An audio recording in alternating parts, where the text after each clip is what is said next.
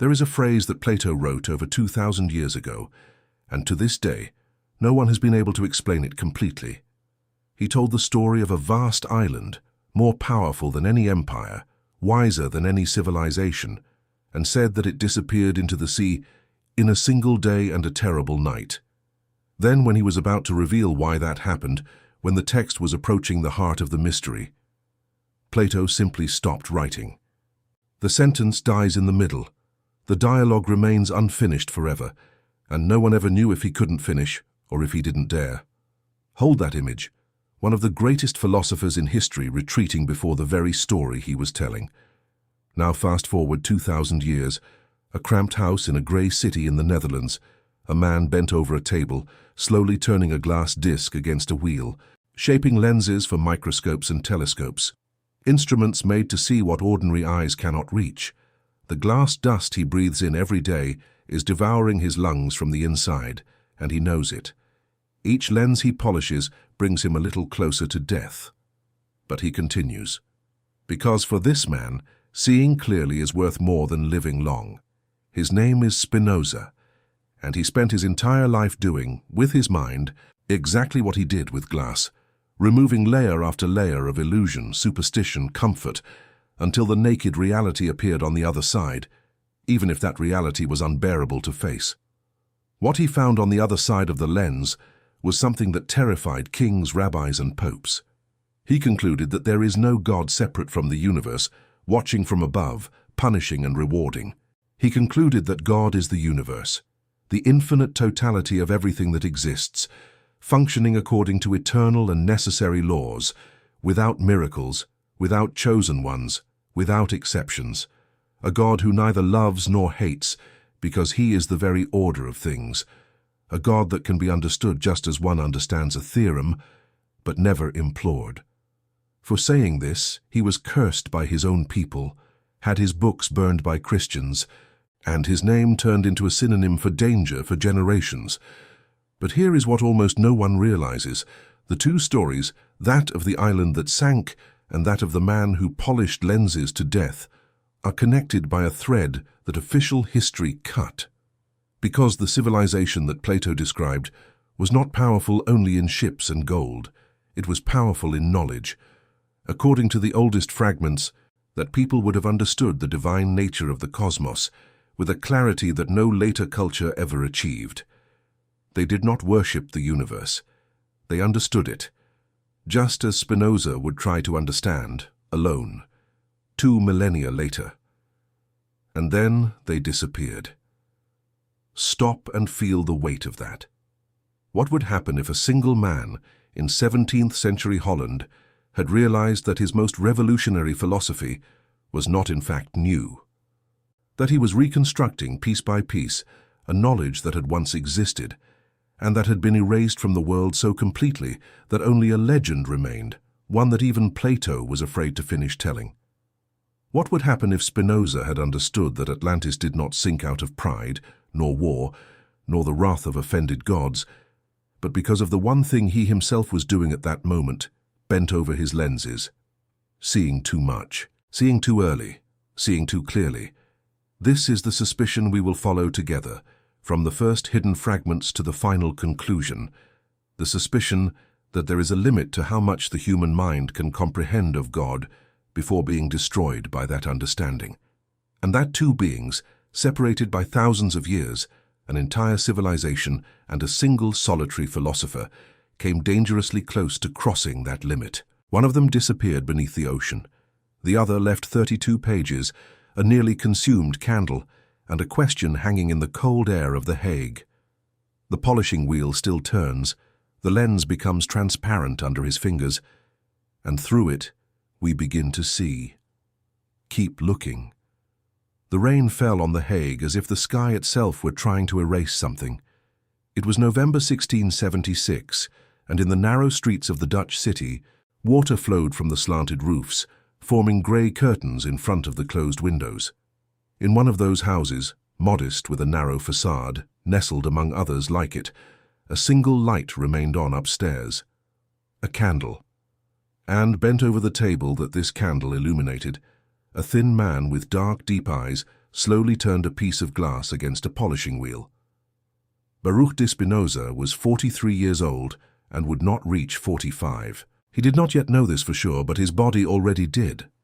With each breath, he felt something rough scraping inside his chest, a dry wheeze that the years of glass dust had deposited in his lungs. Polishing lenses was his trade, his source of livelihood, and also, slowly, his death sentence. There was a bitter irony in this that he himself appreciated in the rare moments he allowed himself to smile. He spent his days making instruments for others to see better, while the same work gradually blinded him to life, breath by breath. But that night, Spinoza was not polishing lenses to sell. In front of him, on the worn wooden table, was a stack of papers that he kept separate from everything else. They were not part of the ethics, the monumental work that by that time was circulating in secret among a few trusted friends, too late to be published in his lifetime without causing a storm. They were something else, pages he wrote at night in tight, nervous Latin and hid during the day at the bottom of a chest under old clothes and old letters. No one knew of the existence of these pages, not Meyer, his doctor and friend, not the few disciples who visited him from time to time, not Reinsberg, nor the van der Spik. The simple couple who rented him the room and treated him with a quiet kindness, never understanding why that silent guest spent the nights awake. What Spinoza was writing there had begun 3 years earlier, with a visit he never expected to receive. It was on an autumn afternoon. A man had knocked at the door, elderly with a graying beard, an accent that Spinoza could not immediately identify. He dressed like a merchant of modest means, but his hands, as he held the cup of water that was offered to him, trembled with something that was neither cold nor old age. It was urgency. Perhaps fear. The visitor said he called himself only Ezra. He gave no surname, and Spinoza, who respected the silence of others as much as his own, did not ask. Ezra said he had traveled from far away, very far, just to ask him a question, and before asking it, he placed on the table an object wrapped in waxed cloth. When the cloth was opened, Spinoza saw a fragment of parchment so ancient that the edges crumbled to dust at the slightest touch. The writing was Hebrew, but of an archaic style, different from anything he had studied in his years of training in the Amsterdam community, and Spinoza had studied a lot. Before being cursed and expelled, he had been considered one of the most promising minds of his generation, a young man destined to become a rabbi, well versed in the scriptures, the Talmud, the medieval commentators, and later, secretly, in the Kabbalists, whom the community viewed with suspicion. But what lay before him did not belong to any of those traditions he knew. "Can you read?" Ezra asked, his voice low, almost a whisper, even though they were alone. Spinoza leaned over the fragment. He brought the candle closer, and as his eyes scanned the faded characters, something strange happened inside him, a sensation he had not felt since he was very young, before the cherem, before all the exile and solitude, a kind of vertigo, as if the ground of reality had become for a moment less solid beneath his feet. The text spoke of a people, an ancient people, predating Abraham, predating the flood, predating everything that the scriptures recorded. A people who, according to the few legible lines, knew the name not by voice, but by mind, who understood the nature of the divine not through trembling prophets or voices coming from burning mountains, but through something that the fragment called in a word that Spinoza had to read 3 times to believe, pure reason. And there was more. The fragment said that this people inhabited a land beyond the columns in the great Western Sea, a land that the waters swallowed when men saw what they should not have seen yet. Spinoza slowly raised his eyes from the parchment and found Ezra's gaze fixed on him. "Do you know what this describes?" the old man asked. Spinoza did not answer immediately. His mind, that sharp and relentless mind that dissected every idea like an anatomist dissects a body, was already racing down 10 paths at once. There were similarities there, disturbing similarities, with what he himself had been writing in secret for years. The idea that God is not a personal Lord who speaks and commands, but the infinite and necessary substance of everything that exists. The idea that the path to the divine does not pass through obedience or fear, but through understanding. The idea that comprehending the eternal order of things is, in itself, the highest form of contact with God. He had arrived at these conclusions alone, through the cold force of logic over years of solitary thought, and now an ancient fragment of parchment seemed to say that others, long before him, had arrived at exactly the same place. "Where did you get this?" Spinoza asked, and his voice, usually so controlled, came out rougher than he intended. Ezra smiled without joy. "That is the wrong question," he said. "The right question is, do you want to know what happened to them, to those who understood too soon?" Outside, the November rain continued to fall on The Hague, patient and incessant, running down the windows that Spinoza himself had perhaps helped to manufacture. The candle crackled, and in that small room, between the smell of ground glass and old paper, a philosopher who had already lost his family, his faith, and almost everything a man can lose leaned forward and said the only word that would seal the last 3 years of his life: "I want to." What Ezra told him that night, and in the many nights that followed throughout that winter, is what Spinoza began to record in secret in those hidden pages in the chest. And it is what we now will reconstruct, word by word, revelation by revelation. Because the story of that lost people did not end with them. It merely lay dormant, waiting for a mind cold enough, brave enough, solitary enough to listen to it without shattering. And that mind, in the rainy Hague of 1676, had just said yes. Ezra returned 7 days later. In the meantime, Spinoza had barely slept. He, who had built his entire philosophy on serenity, on the idea that the wise should not be shaken by passions, but rest in the tranquil understanding of the necessity of all things, found himself, for the first time in many years, unable to quiet his own mind. The fragment that Ezra had shown him burned behind his eyes, even when he closed them. Those few lines in archaic Hebrew would not leave his thoughts, a people who knew the name by mind, not by voice. The entire community in which Spinoza had been raised was built on the opposite assumption. The God of Amsterdam, the God of synagogues and churches, was a God who spoke.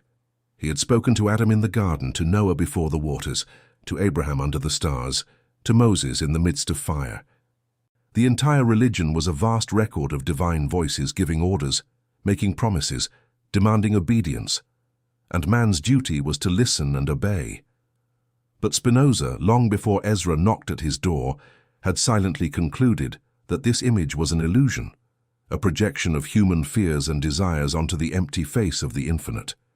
He had written in all letters that God does not have will like ours, does not have preferences, does not punish or reward, does not listen to prayers, nor is moved by sacrifices.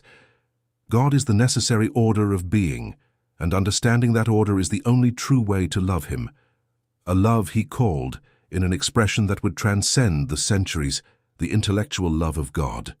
For writing this he had been cursed, and now an old man of uncertain name had appeared out of nowhere to tell him that a forgotten people had thought exactly the same, and had disappeared from the world because of it. When Ezra returned, he found Spinoza waiting for him, with a cup of water already served, and a chair positioned facing his. The old man noticed the dark circles under the philosopher's eyes, the slight tremor of his hands, and something in his face softened, as if recognizing in another the symptoms of a fever he himself had once had. "You haven't slept," Ezra said. It was not a question. "Not much," Spinoza admitted. "It is always like this," the old man murmured, sitting down. "It starts with a line. Then the line doesn't leave your head anymore. That is why we keep these texts so carefully. It is not their power that we fear. It is what they do to the mind of those who read them. We keep," Spinoza repeated, attentive to every word. "So you are not alone." Ezra hesitated, slowly turning the cup between his fingers. "A long time ago," he finally said, "there has been a small number of people, scattered across different lands, who dedicate themselves to preserving what official history preferred to forget. We are not a sect. We have no temples, no rituals, no leader. We are merely guardians of fragments, of memories that survived the shipwreck of everything else. And from time to time, When a mind capable of understanding them without going mad arises in the world, we seek it out. Spinoza remained silent for a long moment. The skeptical part of himself, and there was much skepticism in that man, a skepticism forged in the fire of disappointment and exile, warned him to be wary. Mysterious old men, secret societies, ancient scrolls. It was the kind of story that deceived fools and fed superstitions, precisely the kind of thing he had spent his life combating. He who had denounced miracles as ignorance in disguise, who had reduced prophecies to vivid imaginations, who had dissected the scriptures with the cold scalpel of historical reason, he should, for the sake of consistency, expel that man from his house. And yet, there was the fragment. Spinoza had examined it in daylight, with all the analytical coldness he could muster. The age of the parchment could not be faked. The archaic form of the characters did not correspond to any forgery that a 17th-century Dutch impostor would know how to fabricate. And above all, there was the content, that impossible convergence between an ancient text and the conclusions he had reached alone, locked in rented rooms. Over 20 years of solitary thought. If this was a fraud, it was a fraud designed specifically to deceive him, Spinoza, and no one else in the world. And what sense would that make? Suppose, he finally said, choosing his words with the care of one walking on thin ice, that I agree to hear what you have to say, not as one who believes, as one who examines. I need you to understand the difference. Ezra nodded. It is exactly by examining, and not by believing, that you were chosen, he replied. Those who believe are useless to us. They believe in anything. You are different. You will doubt every word I say, test each one against reason, and only accept what withstands. That is what we seek. Because the truth we carry does not need faith. It needs a mind that is not afraid to follow it to the end, even when the end is terrible. Spinoza felt, upon hearing that, something he had not felt in a long time. It was not faith. He had lost the capacity for faith decades before, in the synagogue, under the horns and the extinguishing candles. It was something else, rarer and more dangerous. It was recognition.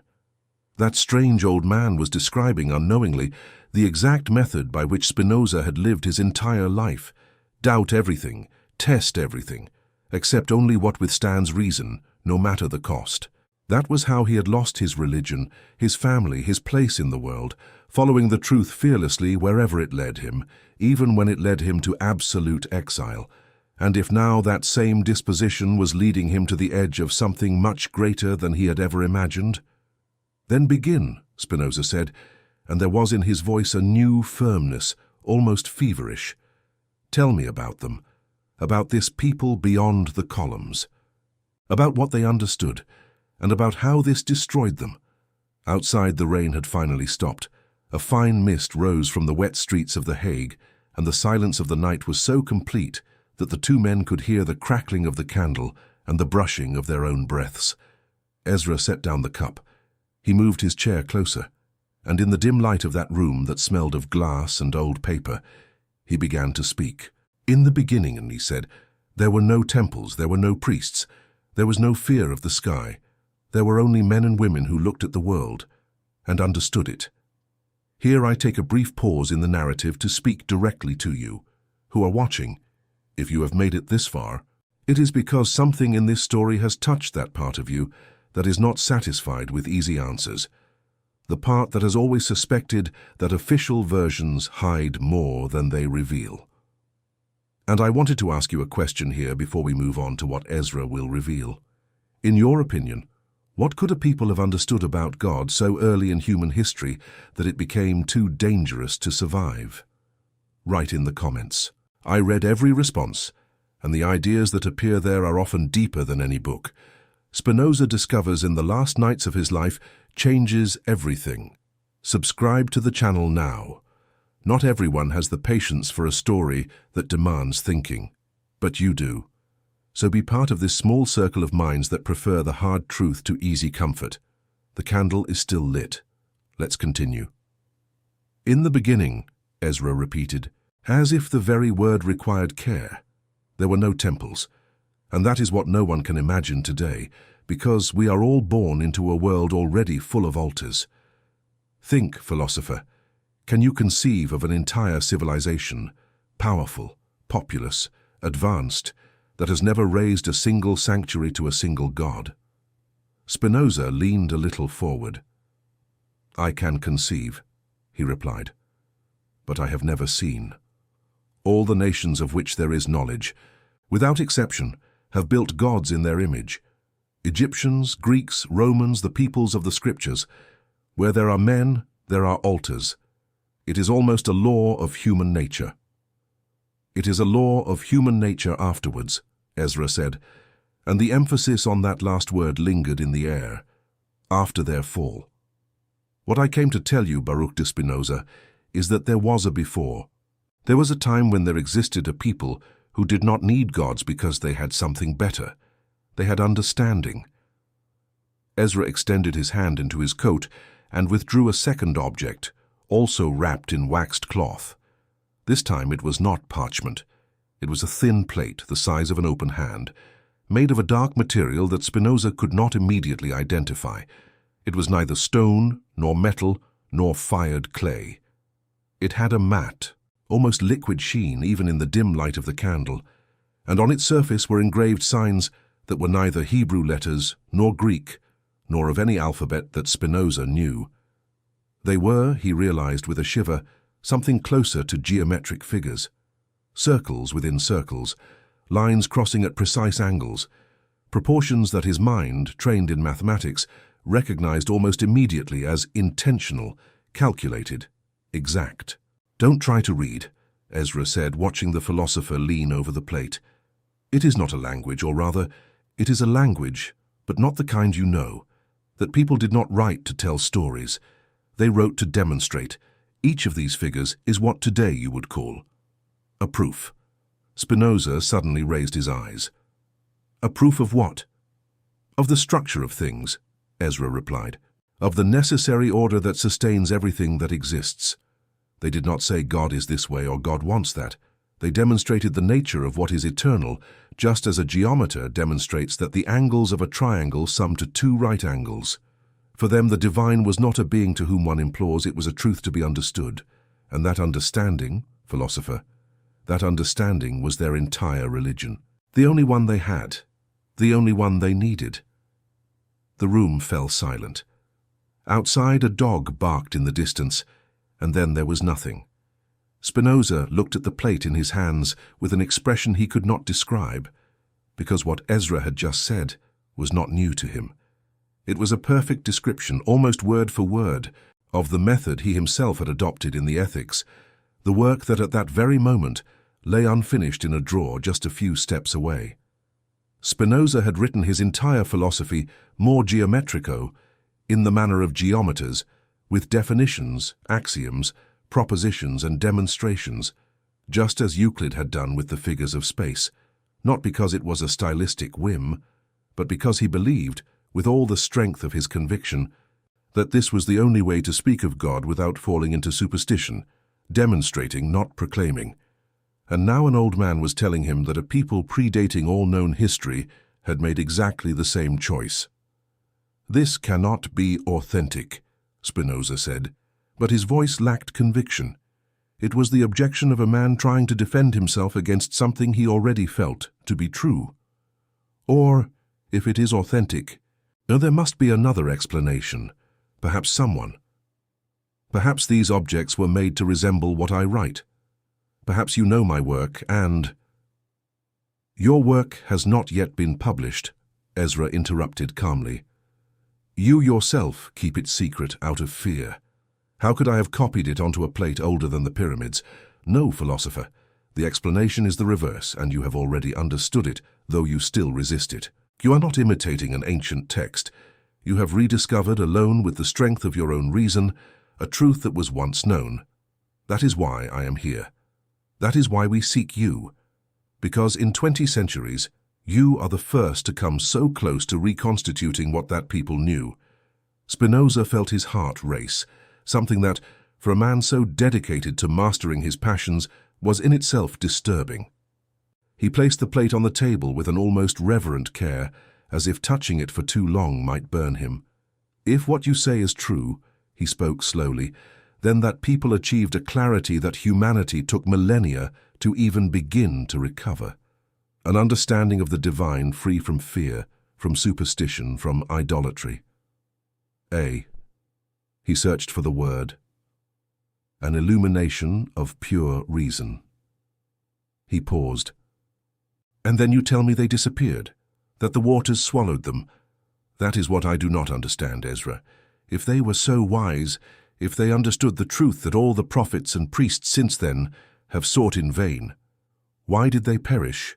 Why did that wisdom not save them? Ezra closed his eyes for a moment. When he reopened them, there was something in them that Spinoza had not seen before.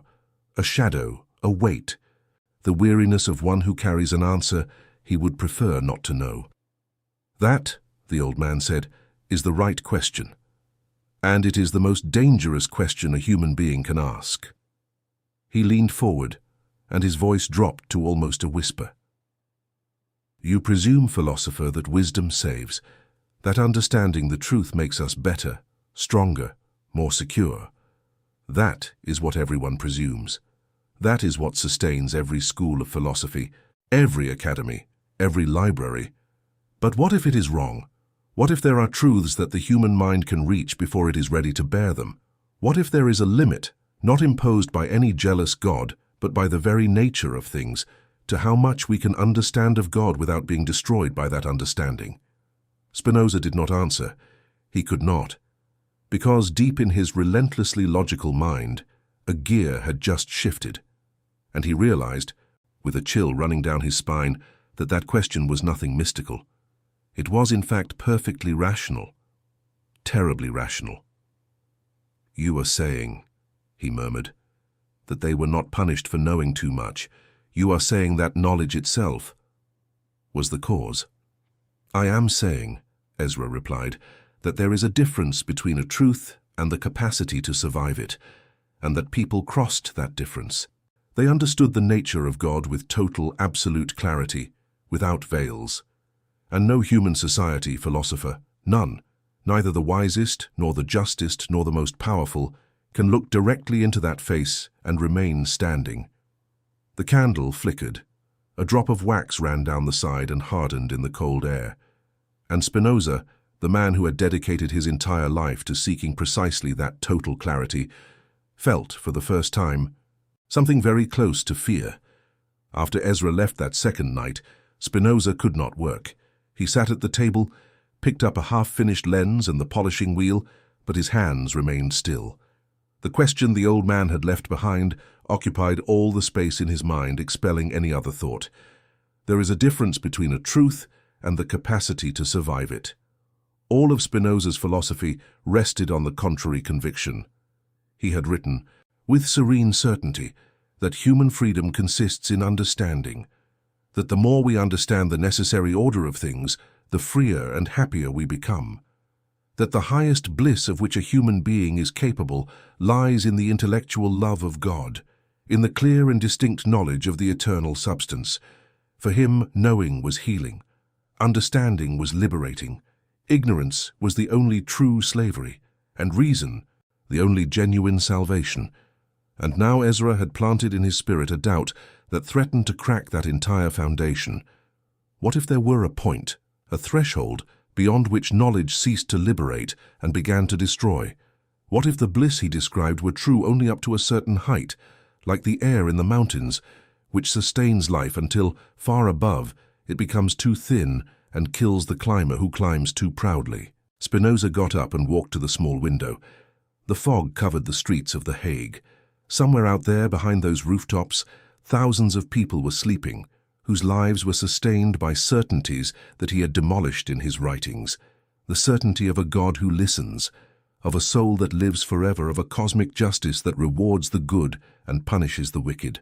He had torn all that down with the cold elegance of his geometric demonstrations, and he slept peacefully, because he believed that the truth, however harsh, was always preferable to the comforting illusion. But what if he were wrong? Not about the content of the truth, he did not doubt that, but about the human capacity to bear it. There was something deeply personal in that doubt, and Spinoza, with his brutal honesty with himself, could not help but acknowledge it. He himself had paid a very high price for the truth he pursued.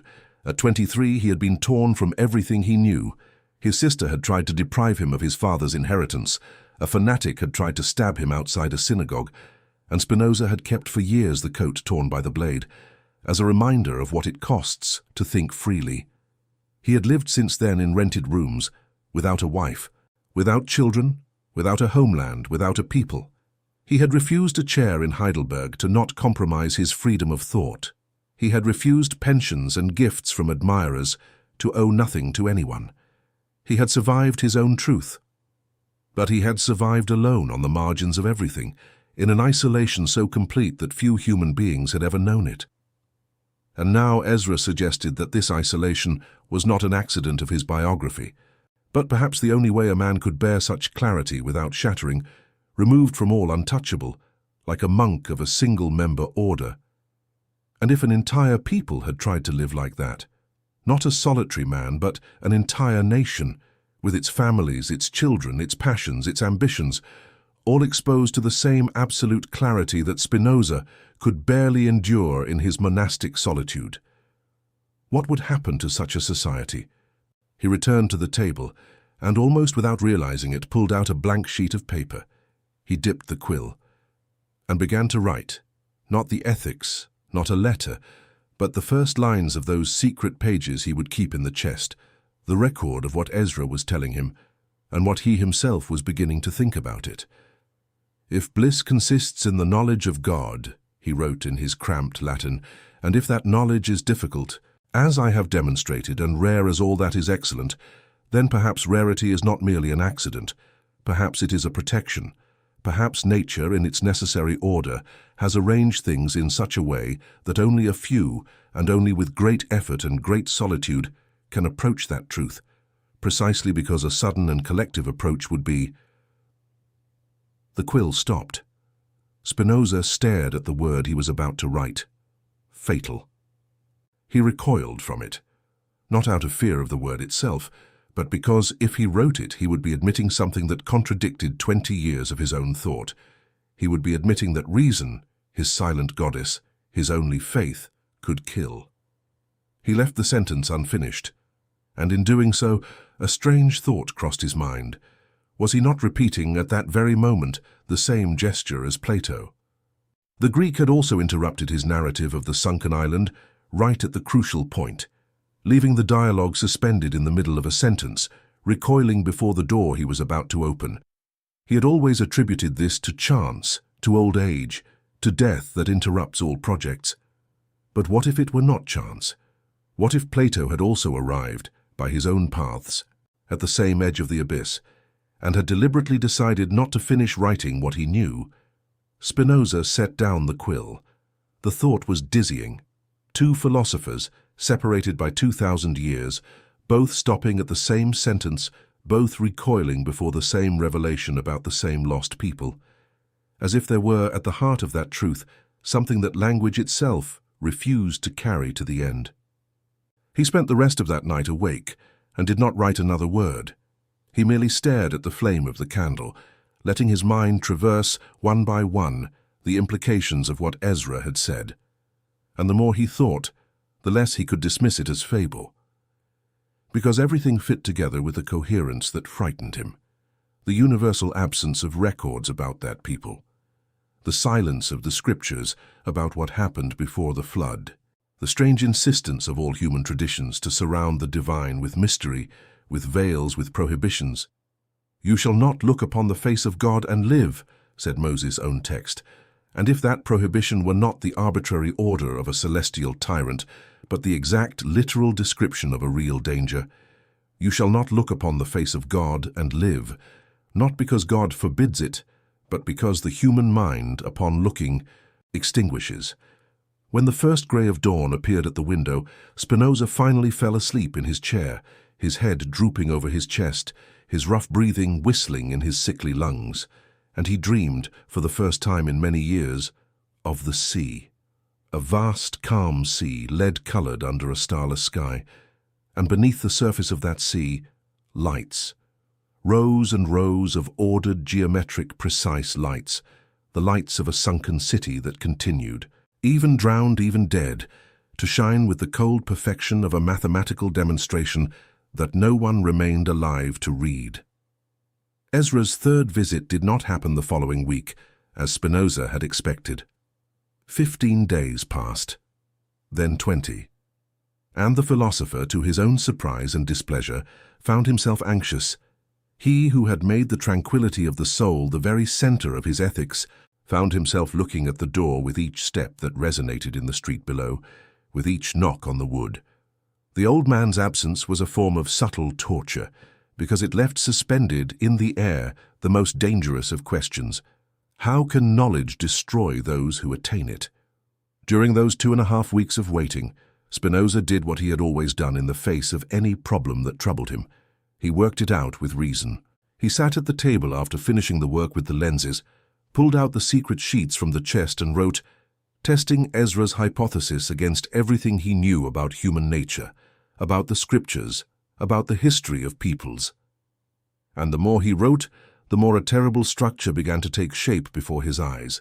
He started with his own psychology, the doctrine of passions that formed the heart of the ethics. Spinoza had demonstrated, with the rigor of one proving a theorem, that human beings are moved by affects, joy and sadness, hope and fear, love and hate, and that the overwhelming majority of these effects arise from the inadequacy of our ideas, from the fact that we understand the world only partially, confusedly, through imagination and not reason.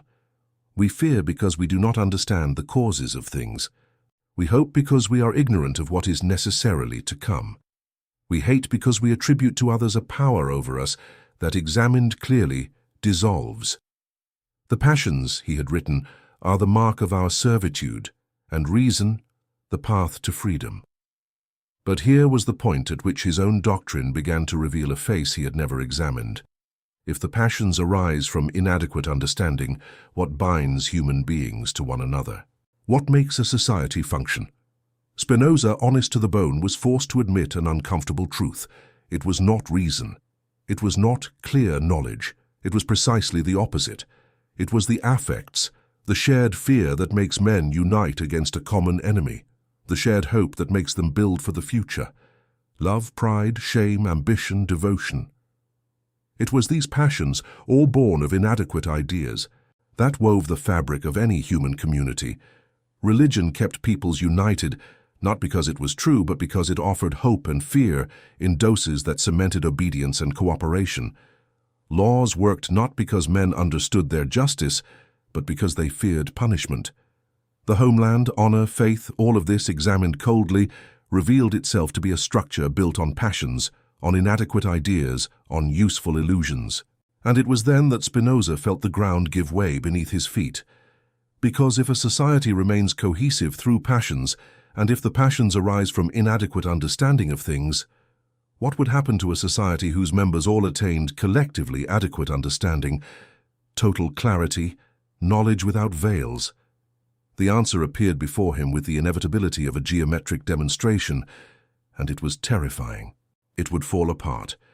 A man who understands with total clarity the necessary order of all things fears nothing anymore, neither death, which he recognizes as a necessary part of nature, nor divine punishment, which he knows to be an illusion, nor dishonor, which he perceives as a mere effect without reality outside the imagination of men.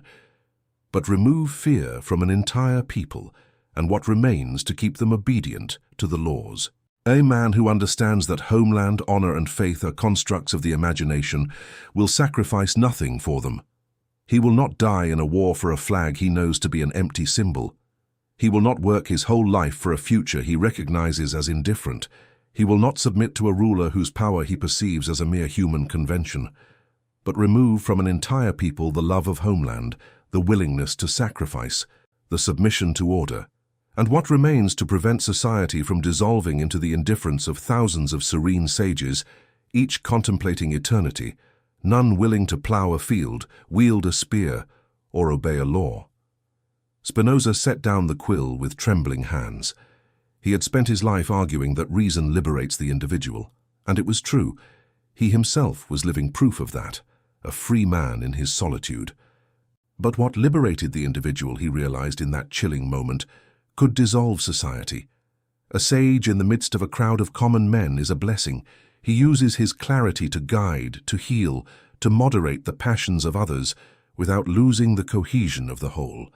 But an entire crowd of sages, each free from all fear and all inadequate hope, each immune to the passions that unite men, that would not be a utopia.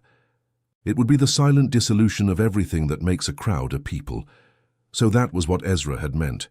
Not that the gods had punished Atlantis for its pride, not that a divine cataclysm had struck it down, but that people, upon collectively attaining the clarity that only the rarest of solitary sages should bear, had lost, one by one, the invisible bonds made of fear, hope, and illusion that sustain any civilization.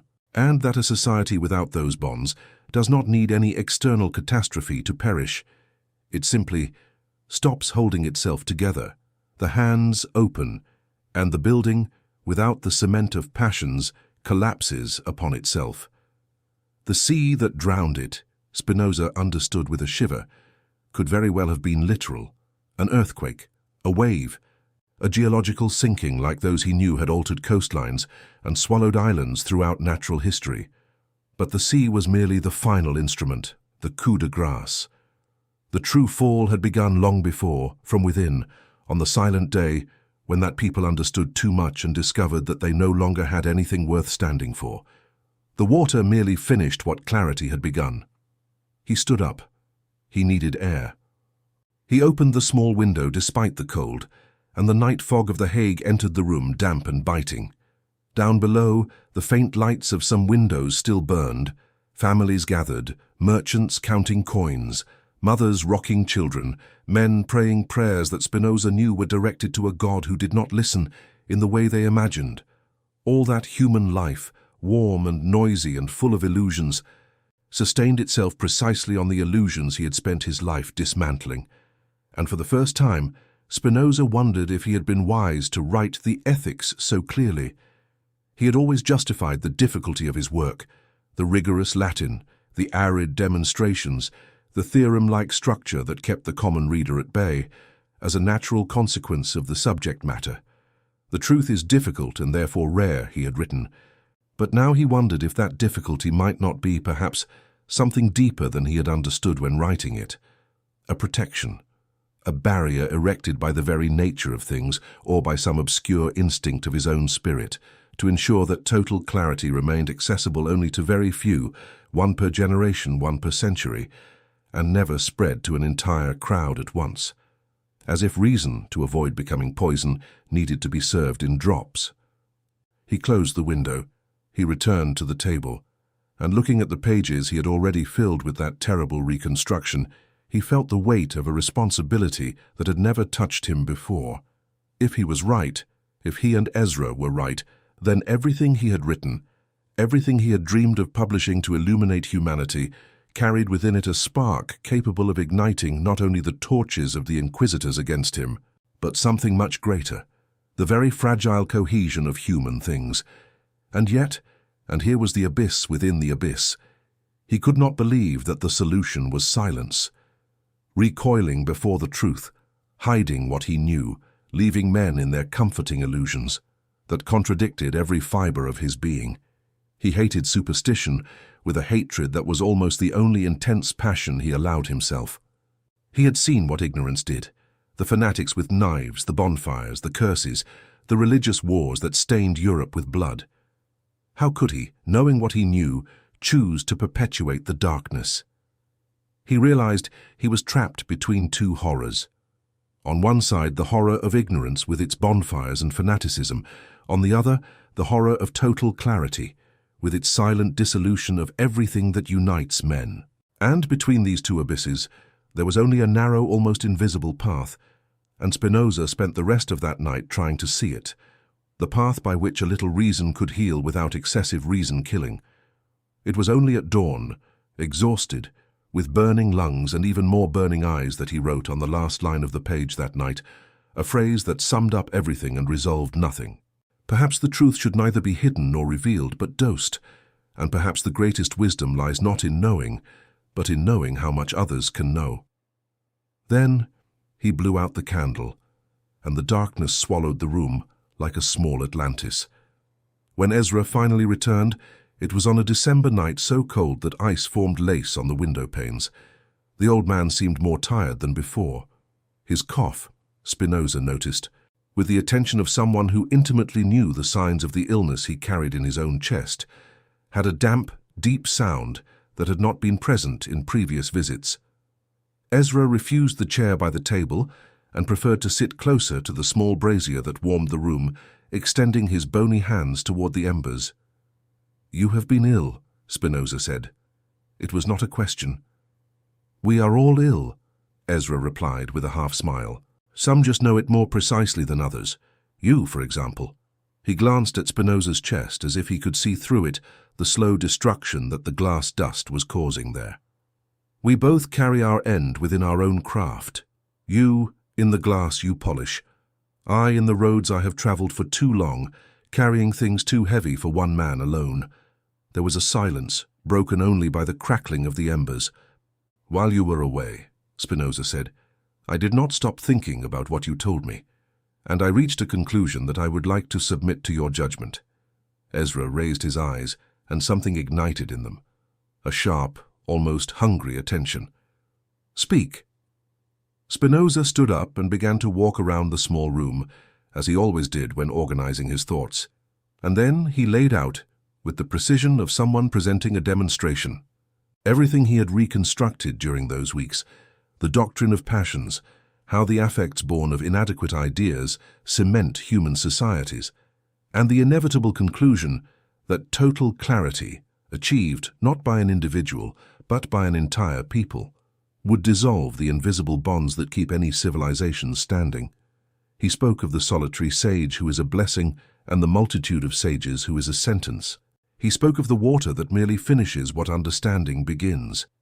Finally, he spoke of his own suspicion that the difficulty of truth might not be an accident, but a protection of nature. When he finished, the room fell silent for a long time. Ezra remained motionless before the brazier, his face half in light, half in shadow. And when he finally spoke, his voice had a different quality, lower, graver, almost reverent. "In all the years I have carried these fragments," he said, "in all the minds I have shown them to over a lifetime of travels, you are the first to reconstruct the truth without me needing to tell it. I came here to reveal to you what happened to that people, and you. You deduced alone, just from human nature, what we have preserved for millennia in scrolls and tablets." He shook his head slowly. "Now I understand why we were guided to you. You are not a guardian of truth, Baruch Spinoza. You are something much rarer and much more dangerous. You are a man capable of rediscovering it from nothing. And if you can, others will be able to as well one day. That is why what we will do in the coming nights matters more than you imagine." Spinoza stopped walking. "Then I was right." "You were right," Ezra confirmed, "but right only halfway. You described how they fell, the dissolution of bonds, the silent crumbling of cohesion. That is true, but there is a part you could not have deduced, because it depends on facts and not just on reason. There is a how that you reached, but there is a what that you still lack. What exactly they understood? What was the specific truth that served as the trigger? Because it was not just any clarity, philosopher. It was a particular truth, a single proposition, a single understanding which, once reached, made it impossible for that people to continue being what it was." Spinoza felt his heart race again.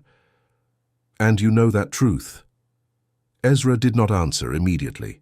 He withdrew his hands from the brazier, crossed them over his lap, and looked at the philosopher with an expression that mixed affection and immense, unfathomable sadness. "I know a part of it," he said. "Enough to have spent my whole life without peace, enough to know why Plato stopped writing, enough to understand why all human traditions, without exception, surrounded the face of God with veils and prohibitions." He paused, and his voice dropped even lower. "But I am not capable of sustaining it completely, philosopher. My mind does not have your strength. I carry it like one carries a coal in a bare hand, holding it just long enough to pass it on before it burns me to the bone. That is why I need you, not to guard this truth, but to finally understand it fully. To be the first in millennia to look directly at it and perhaps survive. The brazier crackled. A coal broke and sparks briefly rose into the cold air before dying. You are asking me, Spinoza said slowly, to do exactly what destroyed Atlantis. I am, Ezra admitted, not averting his gaze. But with one difference. They reached it all at once, an entire unprepared people, not knowing what awaited them. You will reach it alone, forewarned, with a lifetime of spiritual discipline behind you, knowing in advance the abyss before which you approach. Perhaps that is enough. Perhaps the difference between destruction and wisdom is just this, to know before looking what one is looking at. Ezra leaned forward, and the fire illuminated his face from below, carving deep shadows into his features. The question, philosopher, is just one, and I need you to answer it with total honesty, because everything that comes after will depend on it. He paused. Do you want to look? Knowing what you know now, knowing that this truth dissolved a world, that it made the greatest of Greek philosophers recoil, that it consumed my peace throughout my life, do you still want me to tell you what that people understood on the night they ceased to exist? Spinoza looked at the old man. Then he looked at the window, where the ice was drawing its fragile lace against the darkness. Then at the table, where the half-lens, the polishing wheel, and the chest that held both his ethics and the secret pages of that winter rested. His whole life was contained in that small room. Exile, solitude, the relentless search for truth that had cost him everything a man can lose. And he knew, even before opening his mouth, what his answer would be. He had always known. Since the day, more than 20 years before, when he allowed himself to be cursed by an entire people rather than pretend to believe in what he did not, Spinoza had made his choice once and for all. There was no truth before which he would recoil. There was no abyss so deep that it would make him close his eyes. That was his nature, as necessary and immutable as the laws that govern the stars. Tell me, he said. And outside, as if the world itself had listened, a sudden wind swept through the streets of The Hague, extinguishing one by one the last lights still on in the windows, until only that one remained, the candle of a small room, where two condemned men leaned over the secret that had sunk a civilization. Ezra did not begin with the truth itself. He began, like any good master, at the edge of it, with the path that made it bearable, or at least audible.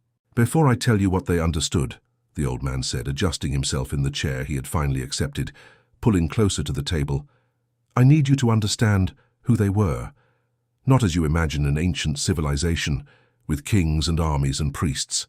Forget all that.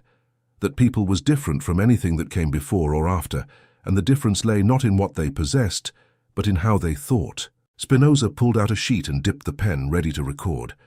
Ezra observed the gesture, and nodded slightly, approving. Right, he said. You are the first to whom I allow to record. The others who came before you, over all these years, I forbade. But you may be the last to whom I will be able to tell, so let it be written, at least once, in the hand of someone capable of understanding it. And he began. He told that people, Ezra never named them, always referring to them only as the first or those who saw, inhabited a great land in the Western Ocean, beyond the strait that the Greeks would later call the Pillars of Hercules. It was not, as the fables later invented, a paradise of gold and jewels. It was a fertile land, yes, and prosperous, but its true wealth was another. From its most remote origins, that people had developed a relationship with thought that no other human culture had ever matched, while all the other peoples of the earth, Ezra told, explained the world through stories, gods thundering, spirits inhabiting rivers, ancestors transforming into stars. The first, from very early on, had abandoned story in favor of demonstration. They did not ask, who made the thunder? But what necessity produces the thunder? They did not ask, which god wants this from us? But what order governs this that we observe? Where other people saw wills, they saw causes. Where others saw whim, they saw law. Do you understand what this means? Ezra asked, interrupting himself. I'm not talking about a few isolated sages, like those any people produces from time to time. I'm talking about an entire civilization, generation after generation, whose common way of facing existence was the way that you, philosopher, reached alone after a lifetime of solitary effort. For them, thinking geometrically about all things was not the feat of a rare genius. It was the air they breathed, the natural way of being human. Spinoza wrote quickly, but paused for a moment upon hearing that. He tried to imagine, really imagine, what it would be like to live that way. He knew in his own flesh the price and the reward of that way of thinking. He knew the deep serenity that came from understanding a thing in its necessity, from seeing why it could not be otherwise, but he also knew the absolute isolation that it imposed on him, because almost no other human being shared that vision, and talking to common men about the most important things was like speaking a language that no one else understood. He had spent his whole life alone within his own mind, and now Ezra was asking him to imagine an entire world inhabited by people like him, a people where no one would be alone in that way, because everyone would see with the same clarity, a place where the deep serenity of understanding would not be the solitary privilege of an exile, but the common heritage of all. The thought moved him in a way he did not expect. There was something in it of an impossible nostalgia, the longing for a homeland he had never had, for a people to whom he would have belonged if he had been born 10,000 years earlier, in a place the sea had swallowed. For the first time in many years, Spinoza, the man without a people, the cursed one, the exiled from everything, felt something close to mourning for a lost community he had never known. "It must have been," he said softly, almost to himself, "the most beautiful thing that ever existed on earth." Ezra looked at him with terrible compassion. "It was," he said. "It was the most beautiful thing. And that is exactly why the story of what happened to them is the most painful of all. Because they did not fall due to vice, philosopher. They did not fall due to pride, greed, cruelty, as common empires fall in the stories that men like to tell to console themselves. They fell because of their own excellence. They fell because they went too far in the only direction worth following. They were destroyed not by their defects, but by their virtue taken to the end." Ezra paused, and his voice took on a graver tone, as if approaching the center of something long feared. "They progressed," he continued, "generation after generation, century after century, understanding more and more. They unraveled the movements of the stars and the laws that govern them. They understood the nature of matter, of life, of thought itself, and as they understood, something happened to them that at first seemed just another blessing, but which was in fact the beginning of the end. As they understood the world as necessity, as order, as law, the inadequate passions that agitate other men began, slowly, to dissolve among them." Spinoza raised his eyes from the sheet. It was exactly what he had predicted. "They ceased to fear," Ezra continued. "Not out of courage, but out of understanding. Those who understand death as a necessary part of nature cease to fear it, and with it cease to fear everything else, because all fears at their core are branches of the fear of death. They ceased to hate, because those who see all things as necessary cannot hate anything more than they would hate the rain for falling or the stone for rolling down the hill. They cease to hope in the common sense, because those who know what will necessarily come do not hope. They merely understand. And one by one the great affections that move common men faded among them, like candles burning down, leaving behind an ever wider, brighter, and more empty serenity. "And the bonds," Spinoza murmured. "And the bonds," Ezra confirmed. "At first it was imperceptible. A society of such enlightened beings did not need wars, and therefore did not know military glory or heroism, and no one missed it, because no one feared any enemy. It did not need harsh laws, because men who understand the necessity of things rarely harm each other out of passion. It did not need religion in the common sense, with its fears and promises, because each contemplated the eternal order, directly without the need for intermediaries or consolations.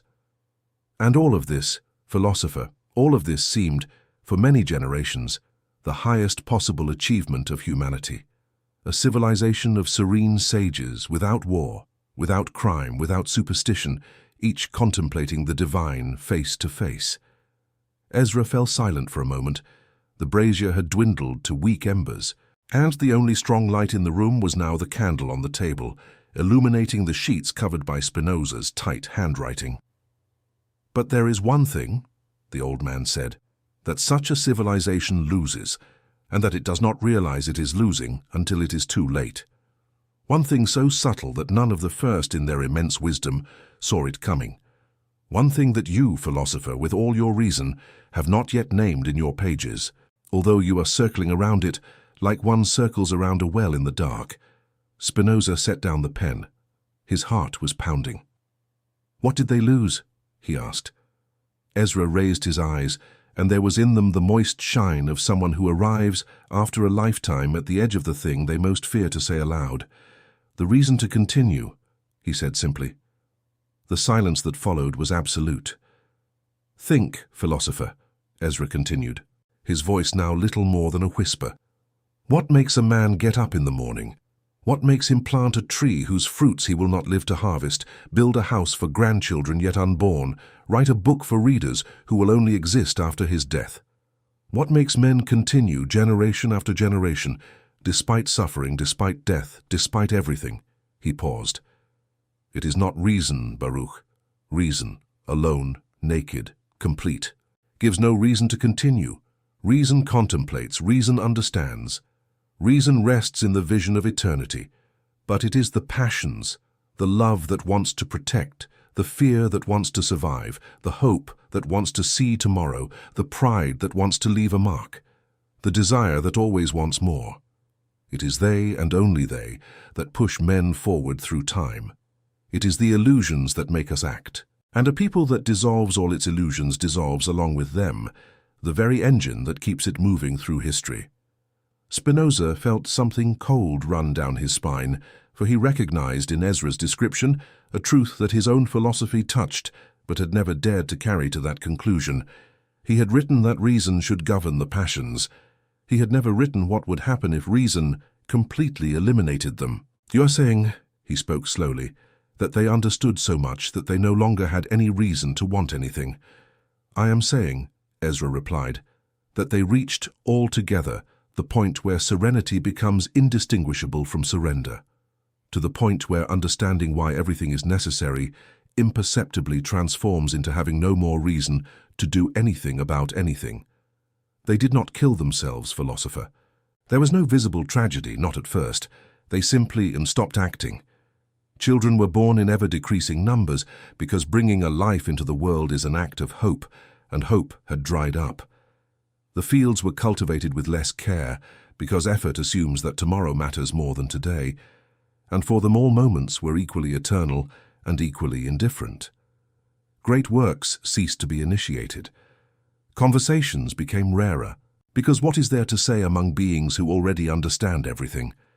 And over a few generations, a civilization that had been the brightest the earth had ever seen began, silently, without violence, without tears, to simply stop.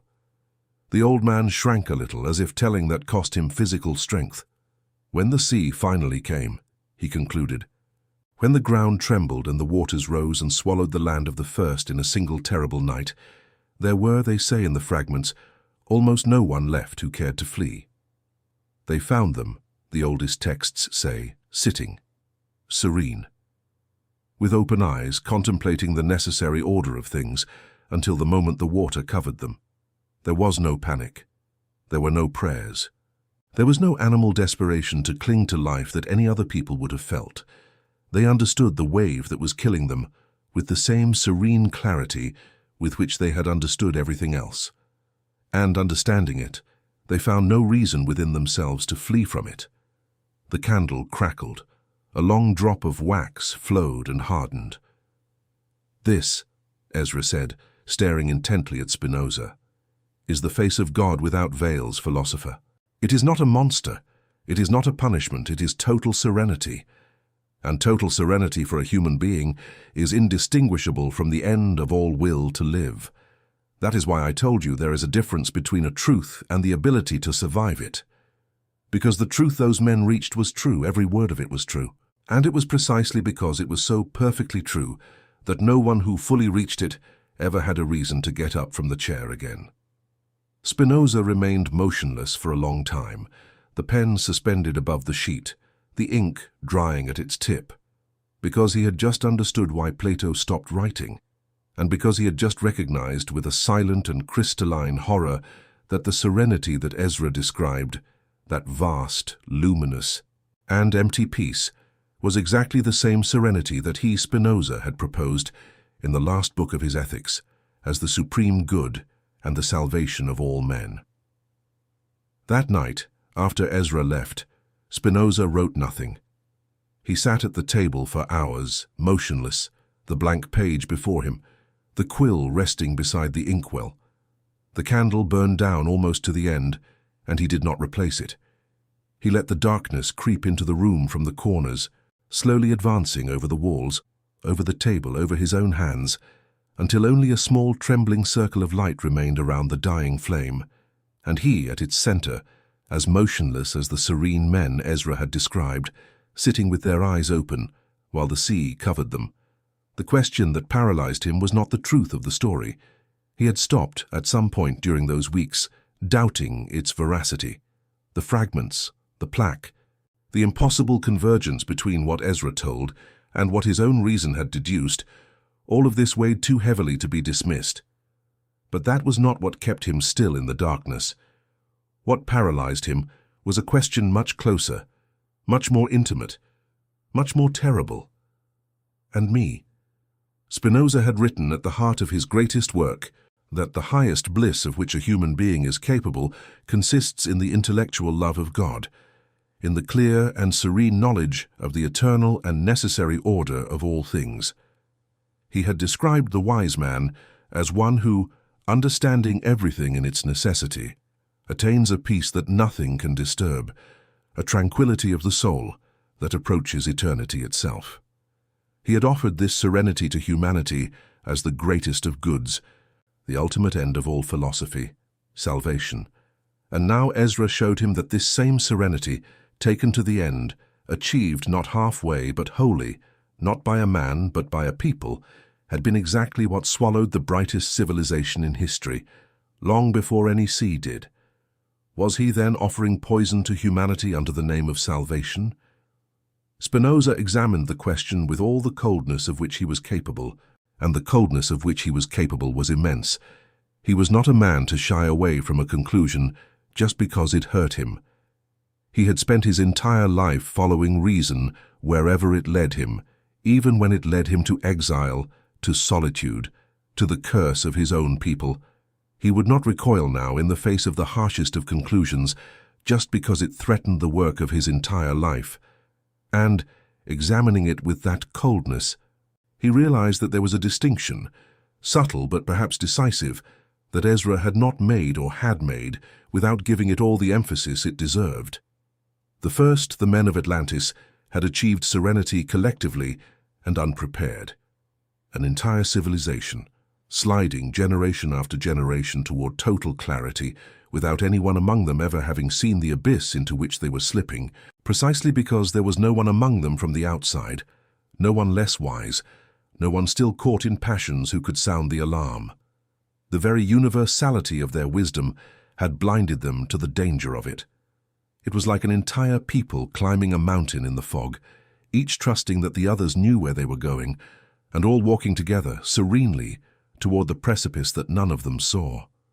But he, Spinoza, was not in that situation. He had reached, or was trying to reach, by that same clarity alone, surrounded on all sides by a world that did not share it. A world full of passions, superstitions, fears, and misplaced hopes. A world that hated him, that had cursed him, that had tried to kill him. And paradoxically, it was this hostile and passionate world around him that perhaps kept him anchored, that perhaps prevented his own serenity from turning into that luminous and fatal surrender. He contemplated eternity, yes, but he contemplated it from a rented room in a city full of common men who needed his lenses, of friends who wrote him letters, of disciples who sought him with doubts, of a simple couple who worried if he had eaten. The very imperfection of the world around him was, he realized with astonishment, a kind of rope that tied him to life. The first had not had that rope.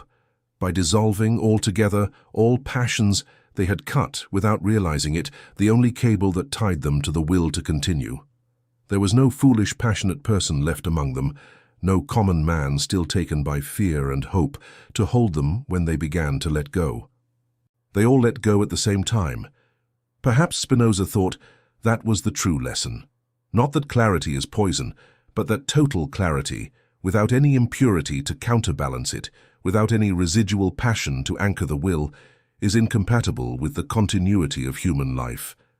Perhaps the wise man needs to survive his own wisdom, to remain immersed in a world of non-wise, drawing from it, from common needs, common affections, common bonds, the rope that prevents him from slipping into the serene abyss. Perhaps the salvation he proposed in the ethics was true, but only as a remedy, and not as sustenance. Good in small doses to cure the soul of the excesses of disordered passions, mortal in total dose if administered to an entire people at once. It was this distinction that finally allowed Spinoza to move again. He extended his trembling hand, lit a new candle with the last remnants of the old flame, and pulled the blank page closer to him. He dipped the quill, and wrote at the top of the page a sentence that was both a conclusion and a new question. Truth is not poison, but truth without a world is. The first perished not for knowing, but for having left among them no one who still ignored. He looked long at what he had written, and then added below, in an even smaller hand, question. If so, then the preservation of humanity depends paradoxically on the preservation of a certain measure of ignorance. And is this the secret function that veils, mysteries, and religions have always fulfilled, not to hide the truth by tyranny, but to ration it, so that men do not die from it as the first did? The quill stopped. Spinoza stared at the question he had just written, and felt, as he stared at it, that he had just touched something greater than all that Ezra had told him until then. Because if that hypothesis were true, then all of human history needed to be read in reverse. The prohibitions, the sacred mysteries, the secrets kept by priests, the truths spoken only in parables, the veils placed before the Holy of Holies. None of this would be, as he had always thought, mere superstition and deception of the powerful.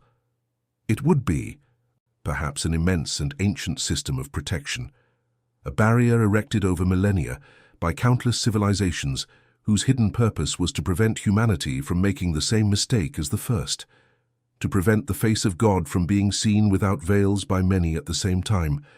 And he, Baruch Spinoza, with his ethics clear as the crystal of the lenses he polished, with his demonstrations that tore away all veils and showed God in full light, what would he be doing, if not dismantling, piece by piece, the very protection system that had kept humanity standing since the fall of Atlantis? A shiver ran through him.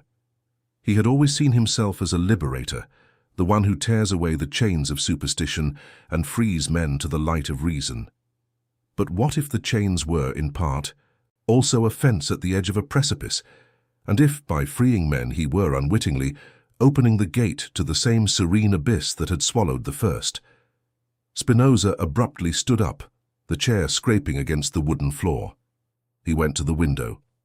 Outside, the night in The Hague was clear now, the ice melted, and a handful of stars shone cold over the dark rooftops. He looked at them, those bodies moving according to eternal and necessary laws, indifferent, perfect, and for the first time in all his life as a philosopher, he felt that understanding them completely might not only be difficult, it might be dangerous. Behind him on the table the new candle burned steadily, casting its elongated shadow against the wall, the shadow of a solitary man, leaning over the edge of a knowledge that had already sunk a world, trying to discover if it was possible to look into the bottom of the well without falling into it. And somewhere inside himself, Spinoza knew that the true revelation, the one Ezra had promised but had not yet delivered in full, the specific truth, the only proposition that had served as the final trigger for the fall of the first, was still to come. Everything he had heard until then had been merely the anteroom, the how of the fall. What was still missing was the what, the exact understanding, the precise formula, The only idea that, once thought with total clarity, made it impossible for any human mind to continue wanting to live as before. And he knew, with a cold and serene certainty that was already beginning, in itself, to frighten him, that he would ask Ezra to tell it, at any cost. December gave way to January, and the winter of 1677 tightened its icy grip over The Hague. Ezra fell seriously ill. For almost 3 weeks he did not appear, and Spinoza, who now knew the improvised address where the old man was staying, a room even poorer than his in a tavern near the canal, visited him twice, bringing bread, a little hot wine, and one of the few blankets he owned. He found Ezra lying down, feverish, his eyes shining in that particular way Spinoza recognized all too well, the shine of fever that accompanies lungs filling with water. The two men, both condemned by their own breathing, spent those visits in long silences interspersed with brief conversations. And it was during one of those visits, with Ezra leaning against the cold wall and Spinoza sitting on the edge of the cot, that the old man, in a fit of feverish lucidity, finally began to approach the truth he had come to deliver. "You must be wondering," said Ezra, his voice hoarse, "why I still haven't told you. The thing itself, what they understood." He coughed, a wet and painful sound. "I told you the how, the dissolution of ties, the serenity that kills, the water that merely finishes the job. But the what? I have postponed, and you, with your delicacy, have not pressed me." A weak smile. "Do you know why I postponed it, philosopher?" "I suppose," said Spinoza, "because telling it scares you." "Because telling it is to make it," corrected Ezra. "You still think of this truth as information, a fact that is transmitted like any other. The earth revolves around the sun, the angles of a triangle sum 2 right angles. But it is not like that. The truth of the first is not information that is kept in a drawer of the mind without anything changing. It is a reorganization. Once thought with total clarity, it reorganizes everything else in the mind around it, like a magnet reorganizes iron filings. And nothing goes back to being as it was before. That is why I cannot simply tell you. I can only lead you to the edge and let you take the last step yourself. Because this truth cannot be received, it can only be reached." Spinoza remained silent, adjusting the blanket over the old man's shoulders. "Then lead me to the edge," he finally said. Ezra closed his eyes. For a moment, Spinoza thought he had fallen asleep, exhausted by the fever. But then the old man began to speak with his eyes closed, in a different tone from all the previous ones, slower, more careful, as if descending a staircase in the dark, feeling each step. "You have already understood," said Ezra, "that God is not a being separate from the world, who observes it from the outside and intervenes in it. You have understood that God is the unique, infinite, necessary substance of which everything that exists is an expression. The stars, the stones, men, thoughts, all modes of a single, eternal substance. This you have already written, already demonstrated, already know." A pause. "But there is a consequence of this truth that you have demonstrated without perhaps having felt all its weight yet. A consequence that the first not only demonstrated, but felt, in the flesh, to the core. And it is there, philosopher, exactly there, that is the edge of the abyss." Spinoza leaned forward. The breath of the room seemed to have stopped. "If God is all that exists," continued Ezra, still with his eyes closed, "if each thing is merely a transient mode of the eternal substance, then you too are only that, not a separate immortal soul with its own destiny, not an I that traverses life toward some personal salvation. You are a wave in the ocean of substance, a momentary configuration, a finite mode that the infinite substance assumes for a brief moment and then abandons, without loss, without gain, without memory. The Baruch Spinoza, who thinks, who suffers, who fears, who hopes, who loves, that I is not a real and permanent thing. It is a useful illusion, a temporary whirlpool in the water that will dissolve as completely as the foam of a wave that breaks on the shore, and there will be nothing that remains of what you call I." Spinoza did not move, but something inside him moved. "You already know this," said Ezra, finally opening his eyes and fixing them on the philosopher with a feverish intensity. "You know it as one knows a proposition. You almost wrote it. You circled around it in your demonstrations about the eternity of the mind, about how a part of us is eternal while another perishes. But you softened it. You recoiled, philosopher, like Plato recoiled, like everyone recoils. You left a little crack open, a small consolation, a shadow of permanence for the eye to cling to. And you did well. You did what you needed to do to stay alive." Ezra's voice dropped to almost nothing. But the first left no crack. They looked at this truth without any consolation, without any recoil, without any little crack through which the eye could escape. They understood with total clarity and without veils that the I that each of them called themselves was nothing more than a passing wave without its own substance, without destiny, without permanence. That there was no one, in the end, for whom anything mattered. That the observer who gave value to things was himself just another of the things, as impermanent and as bottomless as all the others. The old man paused. His breath whistled in the silence. "And you understand?" "Philosopher," he asked softly, "what happens to a human being when the I for whom all things mattered reveals itself in turn to be a bottomless illusion? What happens when there is no one left, inside, for whom it is worth continuing?" Spinoza was very pale. His hands on his knees were motionless. "Remove the why," he replied, and his voice came out strangely firm, almost serene, although it is possible that the very firmness was already one of the first symptoms of the abyss approaching. All reasons for action presuppose someone for whom the result of the action matters. Remove that someone, show that he never existed as a real thing, and the reasons do not become false. They just become without a recipient, like letters addressed to a name that no one ever had. "Yes," whispered Ezra, and there were tears in his feverish eyes, although it was impossible to tell if they were from pain or from relief at finally being understood. "Yes, letters without a recipient. That is exactly how one of the fragments described it." He grabbed Spinoza's hand with surprising strength for a man so ill. "This is the edge, philosopher. Do you see it now? The truth that sank the first is not a dark, monstrous truth, terrible to behold. It is the most serene thing there is. It is merely the complete understanding, without any veil, that the I is an illusion, that God is the whole, and that in the whole there is no one to whom anything matters.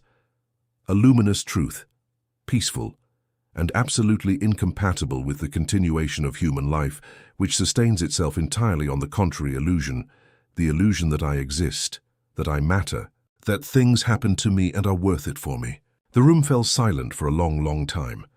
Outside, the dripping of melting ice could be heard at the edge of the roof, and further away, the muffled sound of the city that remained alive.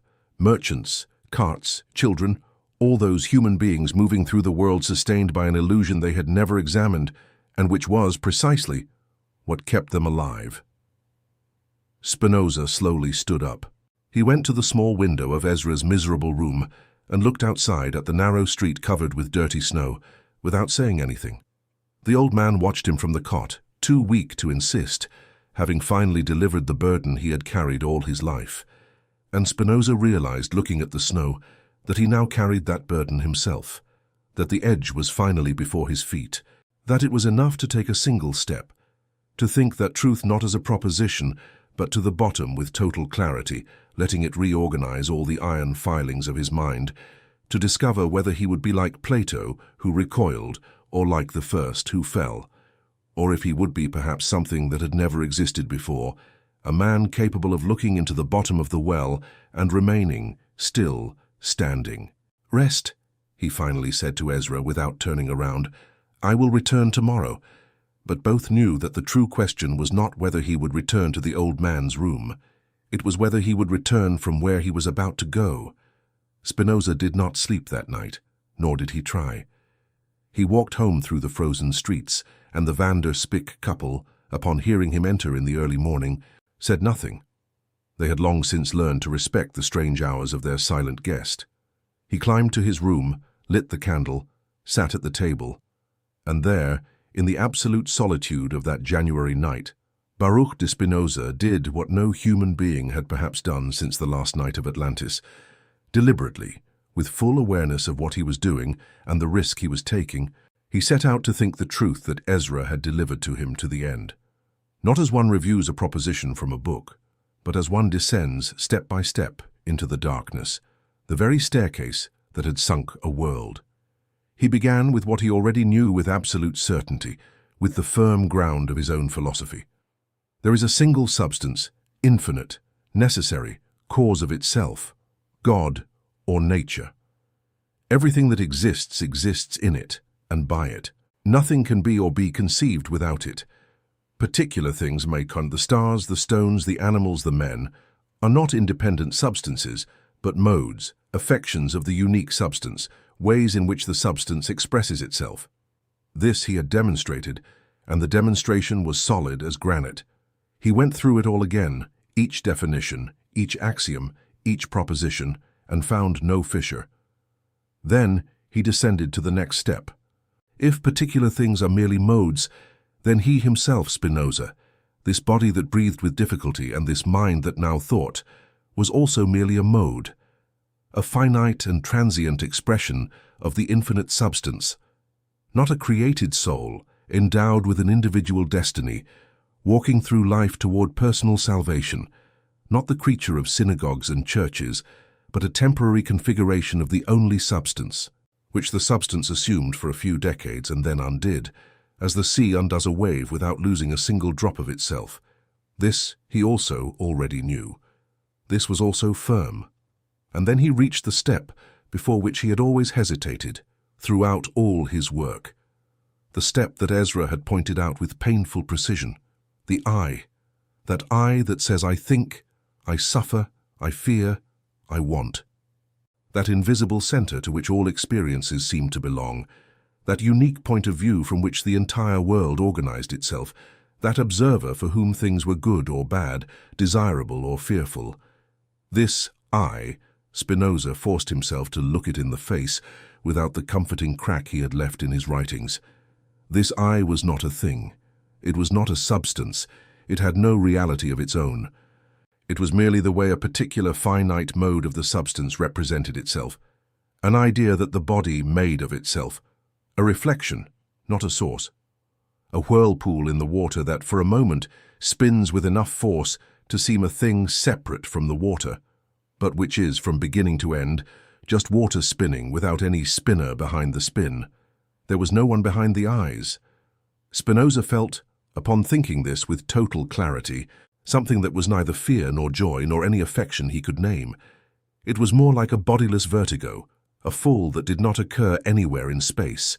His whole life, the boy in Amsterdam, the promising young man destined for the rabbinate, the cursed one who walked into exile under the horns and the extinguished candles, the solitary philosopher bent over his lenses, the man who loved truth above all and lost everything for it, all this life, he realized, had been the story of an I that he now saw, with crystalline clarity, had never existed as a real thing.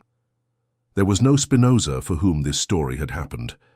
There was only the story happening in a piece of substance that, by chance of its organization, produced the illusion of a protagonist, and without a protagonist, who cared about the story. Here was the abyss. Spinoza recognized it the moment he reached it, for he felt with a terrifying sharpness the exact mechanism by which the first had fallen. It was no dark truth that had killed them. It was this same serenity that he felt now beginning to spread within him like a silent tide. If there is no one for whom things matter, then nothing, absolutely nothing, matters more or less than anything else. To live or to die, indifferent. To act or not to act, indifferent. The pain in the chest, the candle on the table, the cold of the night, the approaching death, all equally real, all equally necessary, all equally devoid of that weight, that urgency, that meaning that exists only for an I that imagines itself the center of everything. Remove the center, and meaning does not become false. It simply evaporates, silently, like dew in the sun. He felt the tide rising. He felt the desire to move, to act, to want anything, beginning to loosen within him like strings that were coming undone one by one. It was exactly as Ezra had described the first, sitting serenely while the water rose, finding no reason within themselves to flee. Spinoza realized, with an ever smaller part of himself that still observed, that if he continued down that staircase, if he thought that truth to its absolute depth without any retreat, he simply would stop, like they stopped. He would not kill himself. That would still be wanting something. He would simply cease to want and remain there in the chair, serene, contemplating the necessary order of things until the body, with no one to care for it or warm it, extinguished itself. And it was then, on the very edge of the abyss, with the serene tide already licking at his feet, that something happened within Spinoza that he would never be able to fully explain, not even later, in the pages he would write about that night. It was not an argument. He sought an argument. Desperately, that ever smaller part of him that still wanted to want, sought a refutation, a flaw in the demonstration, a crack through which to reintroduce the I and meaning. And he found none. The demonstration was perfect. The I was indeed an illusion. Nothing mattered, really, from the perspective of eternity. What happened did not come from reason. It came from something deeper, older, more stubborn than reason. It came from that very piece of substance that Spinoza was, that sick and exhausted body, bent over the table, with its ruined lungs and its still beating heart. Because the body, unlike the mind, knew nothing of demonstrations. The body simply persisted. Spinoza had felt hunger many times in his life, and the body wanted to eat. He had felt cold, and the body wanted warmth. He had felt the blade of the fanatic tear his coat at the synagogue door, and the body recoiled to live. That blind effort by which each thing strives to persist in its own being, that which he himself had named in his writings with a Latin word. Conatus, that was not an illusion of the I. It was prior to the I. It was the very substance, expressing itself in that finite way as an impulse to continue being, stubborn and without reason, that did not ask permission from reason nor wait for any meaning. The first had allowed the serenity of the mind to swallow even that impulse. They had been so completely mind, so entirely contemplation, that the very blind persistence of the body had dissolved in the serene clarity of thought. But Spinoza was sick, tired, hungry, cold. His body protested, insisted, pushed, coarse, insistent, gloriously stupid, against the serenity that threatened to extinguish him, and it was this protest of the body, and not any truth of the mind, that held him at the edge of the abyss. Not because the body had reason against the mind, but because the body simply would not stop wanting to continue, and no demonstration, however perfect, had power over that blind and bottomless will to persist. Spinoza awoke from his immobility with a physical start, a sudden and painful inspiration that tore through his sick lungs and made him cough. A violent, bloody cough that doubled his body over the table, and in that coarse pain, in that warm blood in the palm of his hand, in that animal spasm of an organism that refused to die, he found, paradoxically, the way back. The pain was real. The pain did not ask if there was an I for whom it mattered. The pain simply was, and demanded, and anchored. When the coughing fit passed, Spinoza remained bent over the table for a long time, gasping, his forehead resting on his arm, his heart racing. And gradually, with an infinite slowness, he felt the serene tide recede. The I returned, not because it had ceased to be an illusion, but because the body called it back stubbornly to continue the work of living. Hunger returned, cold returned, and with them returned that common texture of human existence in which things once again mattered. The candle that needed to be saved, the bread that remained, the sick friend at the inn by the canal, the pages that needed to be written. Spinoza finally rose, trembling, emptied, transformed. He went to the basin and washed the blood from his hand with cold water. He looked at his trembling reflection in the surface of the water, a pale, hollow face with deep-set eyes, and understood that he had just done what even Plato had not dared. He had descended to the bottom of the well that had sunk Atlantis. He had looked directly into the face of God without veils, and he had returned. He returned not because he was wiser than the first, On the contrary, he returned because he was less perfect than they, because he had a sick, stubborn, hungry, and fragile body that refused to follow the mind to the end, because at the exact moment when his wisdom reached the fatal serenity, his human fragility pulled him back to life. And then Spinoza understood the last piece, the one that was missing for Ezra, the one that neither the fragments nor the plates contained. He understood why nature, in its necessary order, arranged things in such a way that total clarity is so difficult, so rare, so painfully slow to achieve. It was not cruelty. It was not a jealous God hiding his face. It was protection, but a protection deeper and more beautiful than he had imagined. The very human imperfection, the very fragility of the body, the very blind persistence of conatus were the safety net stretched beneath the abyss. As long as man had hunger, fear, pain, desire, as long as he was, in short, imperfect, he would be anchored to life by ropes that no clarity of the mind could completely cut. The first had fallen because they had become too perfect, purely mind, purely contemplation, so elevated above the imperfection of the body that nothing remained to hold them when serenity came. And the salvation of humanity, Spinoza realized with a wonder that was almost reverence, was, paradoxically, magnificently, in its own fragility, in its hunger, in its fear, in its sick and stubborn body, in its blessed, saving imperfection. He returned to the table. He dipped the quill in ink with his still trembling hand. And, under the words he had written the night before, he added, in a firm handwriting despite everything, "I have been to the edge and returned, and what brought me back was not reason but the body. The mind alone descends to the bottom and finds no reason to rise. It is the imperfection of the flesh, hunger, pain, fear, the blind effort to persist, that anchors us to life when clarity threatens to dissolve us. The first perished by perfection. We survive by defect. Blessed then the defect, and blessed the fragile flesh which does not heed the demonstrations of the mind and simply insists on continuing." He stared at what he had written, and for the first time in many nights, a smile, tired but true, touched his lips. Outside, over the rooftops of The Hague, the sky was beginning to lighten. Another morning. Another day in which things, despite everything, would matter. When Spinoza returned to the inn by the canal the morning after that night, he found Ezra sitting on the cot, waiting for him. The old man was weaker, but curiously more lucid, as sometimes happens with the sick in a moment of calm before the end. Upon seeing Spinoza's face, pale, transformed, marked by something that had not been there before, Ezra knew immediately. He did not need to ask.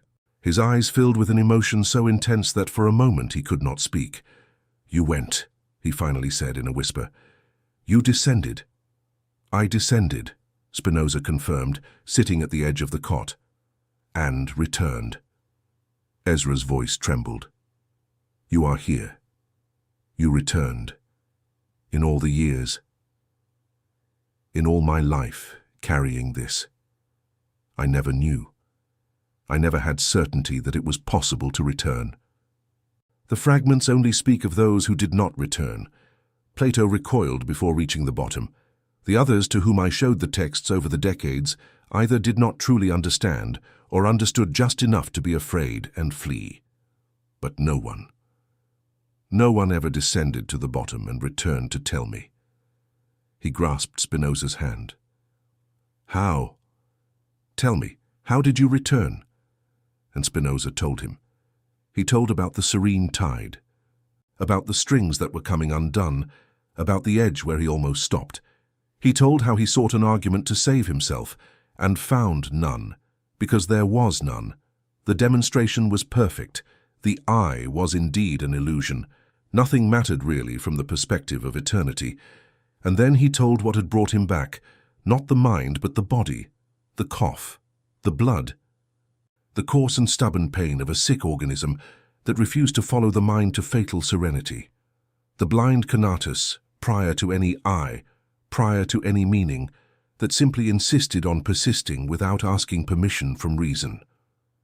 Ezra listened with wide eyes, and as Spinoza spoke, something was transforming in his face, an understanding that grew, that opened, that illuminated his tired features, like the rising sun illuminates a landscape that has been in darkness all night. The imperfection, the old man murmured when Spinoza finished. The imperfection was your salvation. The first fell by perfection, Spinoza said. They became purely mind, and the mind alone, upon reaching total clarity, finds no reason to continue. But we, Ezra, we are also made of flesh, of fragile, hungry, painful, fearful, stubborn flesh, and it is this imperfect flesh that anchors us to life when the mind threatens to dissolve us in serenity. The fragments you have carried your whole life spoke of the fall, but did not know the safety net, because the first did not have it. They had lost it, or never had it in the way we have. Ezra remained silent for a long moment, processing this, and then slowly he began to laugh, a low, hoarse laugh, punctuated by coughs, but unmistakably a laugh. The laugh of a man who has carried a terrible burden his entire life and discovers, on the brink of death, that the burden had all along a hidden relief within it. "My whole life," he said between fits of cough and laughter, "my whole life I feared this truth. I held it like one holds a coal in a bare hand. I thought it was a curse, a poison, a thing that could only destroy. And you descend to the bottom of it, and return telling me that the cure was all along in the very thing I despised most in myself, in my weakness, in my sick flesh, in my wretched imperfection." He shook his head, amazed. "I spent my entire life ashamed of not being strong enough to bear the truth completely, and it was exactly that weakness that kept me alive." "It is not weakness," Spinoza said gently, "or if it is a sacred weakness. It is the very substance, expressing itself in us as an impulse to persevere. The first, by elevating themselves above it, elevated themselves above life itself. We, by remaining tied to it, remain alive. There is nothing to be ashamed of, Ezra. The flesh that suffers and insists is as divine as the mind that contemplates, perhaps more." The old man leaned back against the wall, exhausted from laughter and emotion. They both remained silent for a while, as the weak winter morning light entered through the small window and drew a pale rectangle on the wooden floor. "I need you to do something for me," Ezra finally said, "and it is a difficult thing. Tell me." "Write." The old man fixed him with a feverish gaze. "Not the ethics. You have already written that, and you did well to make it difficult, to surround it with arid demonstrations that keep the unprepared away. But this that happened to you last night, this discovery about the edge and about the return, about the imperfection that saves, this you need to record in another way, not to publish, not to spread." Ezra's voice gained a sudden urgency. "You understand, don't you, the danger of spreading this?" Spinoza nodded slowly. He understood. He understood better than anyone. "If I taught all men to descend to the bottom of the well," and he said, "most would not have the net that saved me. Or worse, some would and would survive, but many would not and would fall as the first fell. And more than that, if many descended at the same time, if an entire society reached that clarity together, then not even individual imperfection would suffice, because the bonds between them would dissolve before each one's ropes could hold them. I would be repeating, on a larger scale, the mistake of the first." "Yes," said Ezra. "So you understand why we have carried these fragments in secret for millennia, why we have never published them, why we show them only to one mind per generation, to one man at a time, hand-picked, tested, capable of understanding without spreading. It is not tyranny, philosopher. It is not the desire to hoard power. It is," he searched for the word, "it is mercy," Spinoza completed, and in saying it, he felt another of the certainties of his whole life crumble within him, because he had spent decades denouncing the secret, denouncing the priests who kept mysteries, the theologians who hid the truth under veils, the powerful who kept the people in ignorance. He had written, with all the strength of his indignation, that truth must be free, that reason must illuminate all, that veils and mysteries are instruments of oppression. He had made total transparency a moral ideal, almost a religion. And now, at the edge of the cot of a dying old man, after having descended himself into the abyss and returned by a hair's breadth, Spinoza understood that there was, at the heart of that ancient secret, something that was not oppression. There was, at least in part, care. There were generations and generations of men who, having glimpsed the abyss, chose not to push all of humanity into it, who rationed the truth not out of tyranny, but because they knew, as he now knew, that the truth in full dose served to all at once does not liberate, it dissolves. It was a painful reconciliation. Spinoza did not abandon his hatred of superstition. Superstition remained the evil he had always known it to be, the mother of bonfires and fanaticism. But he began to see, alongside the oppressive superstition, another thing he had always confused with it. The wise discretion of those who know the abyss and choose, out of love for men, not to reveal it to those who cannot bear it. And he realized that the task of the true philosopher is neither the obscurantism of those who hide everything, nor the recklessness of those who reveal everything, but something much more difficult and delicate, the dosage. To give each mind exactly how much truth it is capable of carrying without shattering, to heal without killing, to illuminate without blinding. "I will write," he said to Ezra. "I will record what happened, and what I understood in these pages I keep in the chest, not to publish, to preserve, so that when you and I are no longer here, there exists at least one record in the hands of someone who descended and returned, that the descent is possible to survive, and how. For the next one, Ezra, for the next mind that your guardians seek, 100 years from now, or 1,000, so that it does not need to descend completely blind, as I descended, so that it knows at least that there is a net, and where it is." Ezra's eyes filled with tears. "You would do that," he whispered. "After everything, you would become one of us, a guardian." "Not a guardian of the secret," Spinoza said. "A guardian of the crossing. There is a difference. Your guardians preserved the warning. Here is an abyss. Do not approach. I want to preserve the map. Here is an abyss, and this is the way to cross it and return. Because the day will come, Ezra, sooner or later, human nature being what it is, when humanity will no longer be able to be prevented from descending, when knowledge will have advanced so much that the edge will be within reach of many, and no secret will be enough to keep them away from it. On that day, the warning will not be enough. The map will be needed. It will be necessary for someone to have left a record of how to look into the face of God without veils and still remain alive." Ezra extended his trembling hand and touched Spinoza's face, in a gesture of almost paternal tenderness. "I waited my whole life," he said, "to find someone to whom I could hand this burden, and I found someone who, instead of just carrying it, transformed it into something else, into something with hope inside." He smiled through his tears. "I can die in peace now, philosopher. For the first time since I was young, I can die in peace." Outside, the winter morning continued its indifferent and necessary course, and the city of The Hague awakened to another ordinary day, unaware that in a poor room by the edge of a canal, two doomed men had just transformed the oldest of secrets into one of the rarest of things, a promise. Ezra died 9 days later, in a silent February dawn. Spinoza was with him.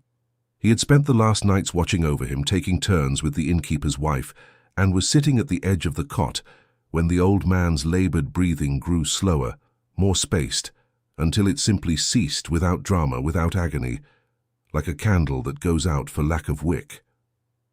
Ezra departed with closed eyes, his face serene, but it was, Spinoza now knew, a different serenity from that which had killed the first. Not the empty serenity of one who has lost all reason to continue, but the full serenity of one who continued to the end and fulfilled, before departing, what he had come to do. Spinoza made sure the old man was buried with dignity, although no one knew his last name, his origin, or where exactly he had come from with his fragments and his plates. He took with him the few belongings Ezra had left, among them the ancient texts and the dark plate with its geometric figures, which the old man, in one of his last moments of lucidity, had entrusted to him with a gesture and a single word, "Keep," and Spinoza kept. He returned home through the still dark streets of The Hague, carrying under his arm the waxed cloth bundle that contained, perhaps, the oldest and most dangerous inheritance of humanity. He climbed to his room. He placed the fragments at the bottom of the chest, alongside the secret pages he had filled throughout that winter. And he sat at the table, in the grey light that preceded dawn, to think about what to do with the time that remained to him. For Spinoza knew that he did not have much left.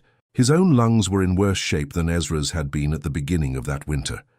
The cough was now almost daily, and the blood in it increasingly frequent. He had made the calculations with the serene coldness with which he made all his calculations, and he knew that he would probably not see another winter, perhaps not even another spring. And yet, he did not feel fear. Not the fatal serenity of the first, that he had learned to recognize and to fear, but a different peace, anchored, human. The peace of one who still has work to do and still wants to do it. Because his body, even sick, even dying, continued to want to persevere. And his mind, having descended into the abyss and returned, now had a task that gave shape and direction to that wanting. In the months that followed, the last of his life, Spinoza divided his time between two works. During the day, when his strength allowed, he worked on the ethics and the other writings he intended to leave for the world. The public works, carefully calibrated, that would offer humanity the truth in a healing dose, enough to free men from superstition and fear, to teach them to govern their passions by reason, to lead them toward serenity, but always with that deliberate difficulty, that rigorous Latin and those arid demonstrations that functioned as a filter, ensuring that only the prepared reached the end, and did so slowly, step by step, never plummeting into the abyss all at once. Spinoza now understood, with a clarity he had not had when writing it, why his greatest work had that form. The difficulty was not a flaw. It was the safety net translated into style. It was the dosage made method. And during the nights when the city slept and he was alone with the candle and the cough, he worked on the other work, the secret one, the pages of the chest. There, and only there, Spinoza recorded what he would never put into a public work: the story of Ezra, the existence of the fragments, the truth about the first, the exact nature of the abyss, and above all on the map of the crossing, how to descend, what one finds at the bottom, why the mind alone does not return, how the body, the imperfection, the blind conatus form the net that saves us, how a man can look into the face of God without veils and still rise from the chair the next morning. He wrote all this not in rigorous Latin, but in a more direct, more naked, almost confessional prose, because these pages were not meant to be a filter, but a guide, not to keep the unprepared away, but to assist those who, one day, arrived at the edge and needed to know how to cross it. He wrote them thinking of the next, of the future mind that the guardians, if they still existed, if Ezra's lineage continued, would seek generations from now. Or, who knows, of the mind that would arrive at the abyss alone, without any guardian, pushed there by the very advance of human knowledge, in a future time when the veils would no longer be enough to contain anyone. There were nights when Spinoza stopped writing and looked at the dark plate of Ezra, leaning against the wall in the candlelight, with its geometric figures that he had never managed to read completely, but whose general meaning he now understood. And he thought about the strangeness of his own position in history. He, the excommunicated, the cursed, the one who had been expelled from his people for thinking too freely. He, who had lived his life as the most solitary of men, without a homeland, without family, without community, now discovered that he belonged, after all, to a community, the oldest and most secret of all, the invisible community of those who descended into the abyss, or reached its edge throughout all of human history. The first who fell, Plato who recoiled, Ezra who carried the warning, and he himself, Spinoza, who was the first to cross and return with a map. A community dispersed through the millennia, each member isolated in their time, united only by the common burden of having seen what almost no one sees. And he, who had never had a people, had finally found his, a people of ghosts and futures, of ancient dead and minds that had not yet been born. A people of which he was at that moment, in the light of a candle in The Hague, the only living representative on the face of the earth. The irony did not escape him, and he savored it with that discreet and dry humor that was one of the few passions he allowed himself. All his life he had sought to belong to something and had failed. All his life he had been pushed to the margins, to exile, to solitude. And now on the brink of death, he discovered that his entire solitude had been all along the mark of a belonging that he simply did not know how to name. He had never really been alone. He had been in the invisible company of all those who, before him, had dared to look too much.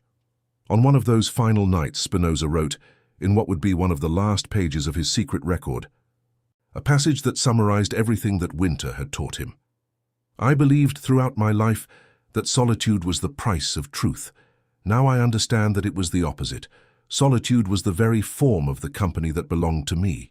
There is a nation without territory and without time, made up of all those who in each era approached the face without veils. We do not know each other, we do not speak. We are separated by centuries and by seas. And yet we are a people, perhaps the only people to which I truly belonged. To those who come after me and read these lines, know that you are not alone. Someone stood at the edge before you and returned and left this sign so that you would know that the crossing is possible. Descend slowly. Take your body with you. And when serenity calls you to the bottom, remember the hunger, the cold, the pain, those humble and stubborn things that are, after all, the strings that bind us to life. Do not despise them. They are your salvation. They are my letter to you, crossing time. He laid down the pen. The candle was almost at its end once again. Outside, the first grey light of another morning began to rise over the frozen rooftops of The Hague. And Spinoza, alone and not alone, sick and serene, condemned and at peace, smiled at the page he had just written, a letter addressed not to a name, as the first feared all letters might be, but to a very specific recipient, even if faceless and undated, whoever, one day, reached the same edge and needed to know that it was possible to return. The end came on a Sunday. It was February 23rd, 1677. The Hague had awakened grey and quiet, the kind of winter day when the world seems to hold its breath. The Van der Spyck couple had gone to church in the morning, leaving Spinoza at home as usual.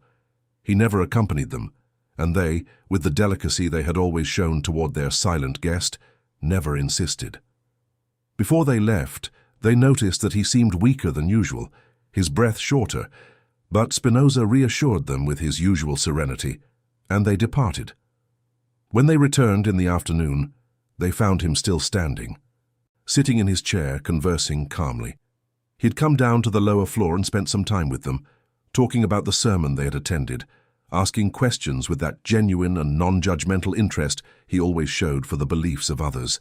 He who did not share those beliefs, but who had learned over a lifetime of reflection to respect the role they played in the hearts of simple and good men.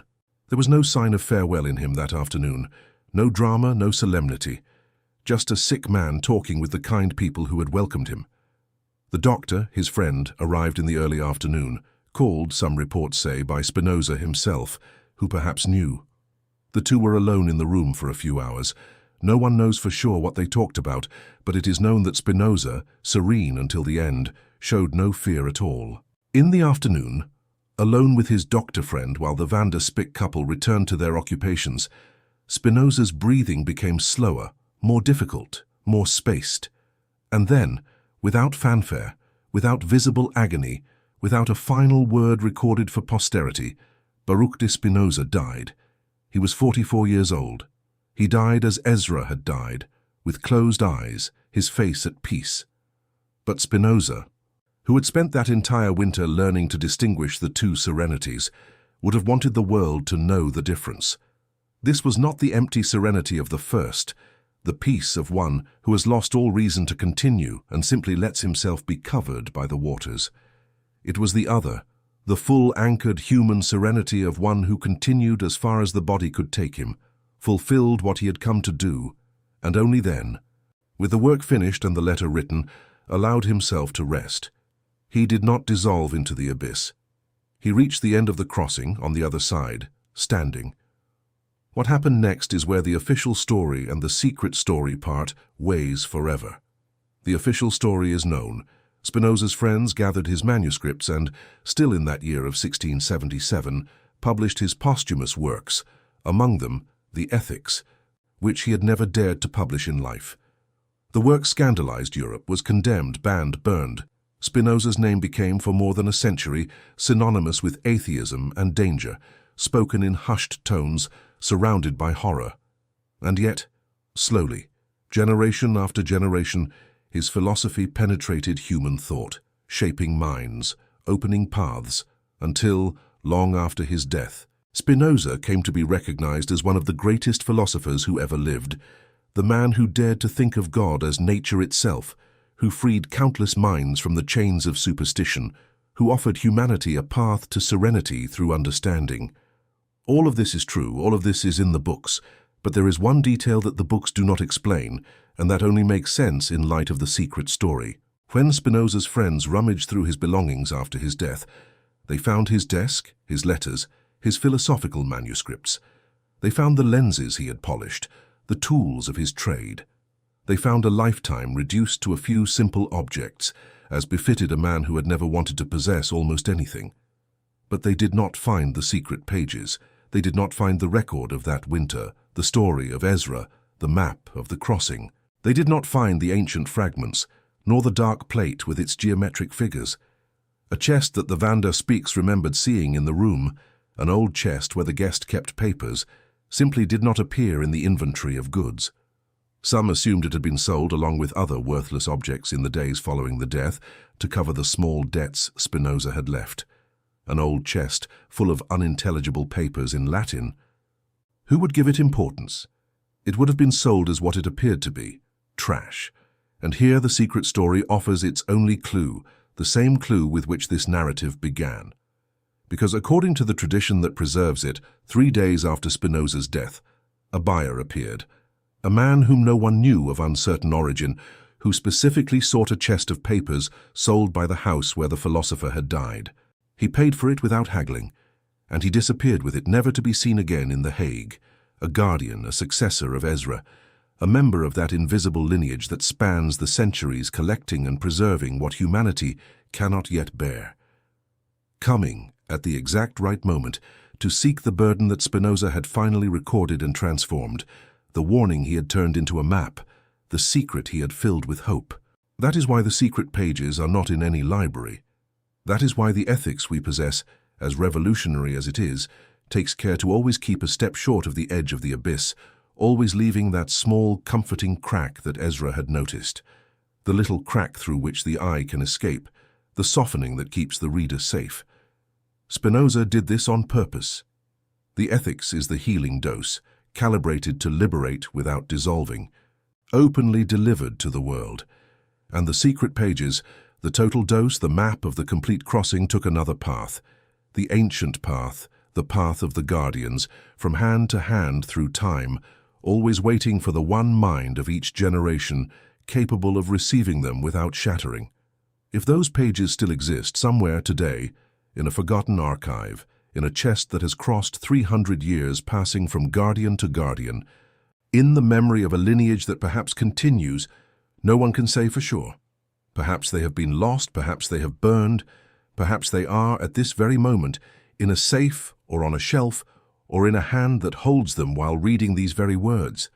But the message they carried, that at least survived, not in the details which have been lost, but in the form. Because Spinoza's true legacy was not a document, it was a discovery that, once made, cannot be completely erased no matter how much the papers on which it was written are lost. The discovery that it is possible to descend to the bottom of the deepest well of human thought, to look directly at the most naked and dissolving truth that exists, the truth that sank an entire civilization, and return. That the human mind, anchored by its own blessed imperfection, bound to life by the humble strings of hunger, fear, and pain, can contemplate the face of God without veils, and still the next morning rise from the chair and continue. The man who discovered this died poor, in a rented room, polishing lenses until his last winter, and upon dying, left the world with 2 legacies, one that everyone can read, carefully dosed to heal, and another, secret, that continues to travel through time, a folded map inside a chest, waiting for the next traveler to arrive at the edge and need to know that the crossing is possible. And now, at the end of it all, remains the question that has traversed this story from beginning to end.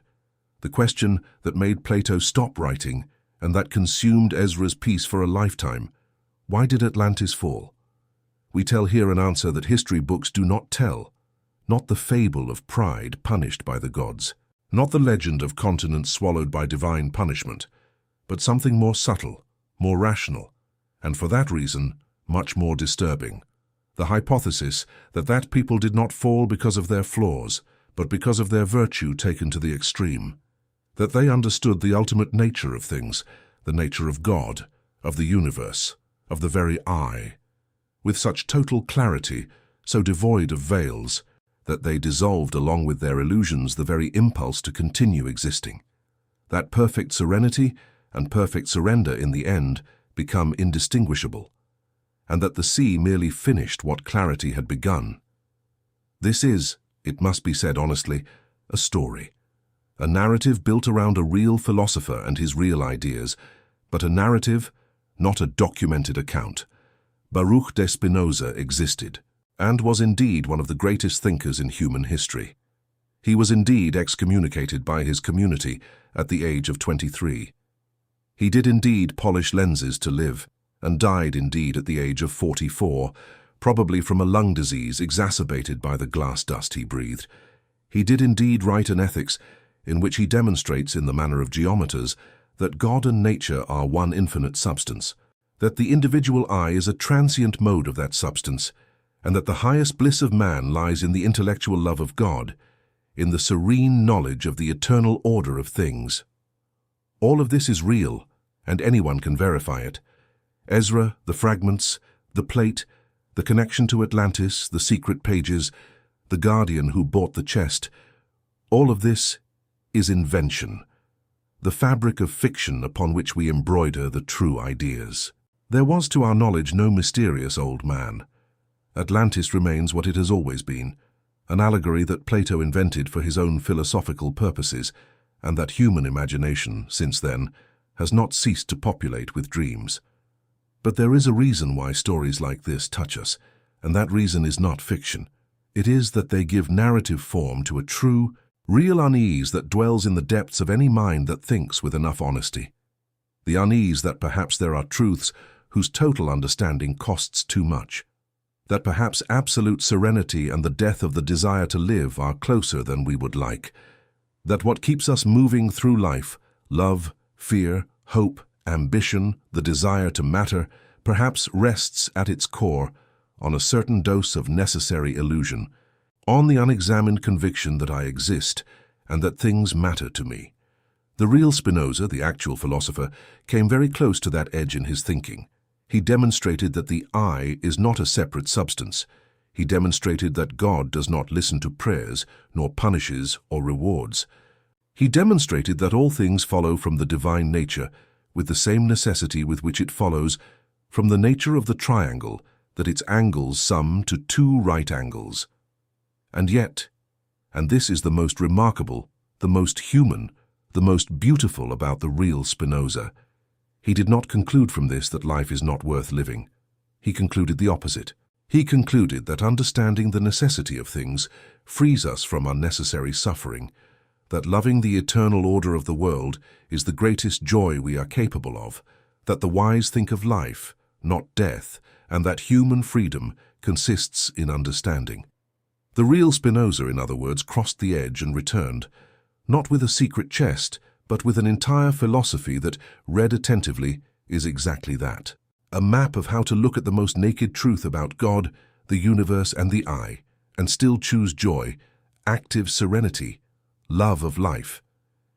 He found, in the understanding of necessity, not a reason to stop, but a reason for a peace deeper than any illusion ever offered. He found a serenity that does not dissolve the desire to live, but purifies it.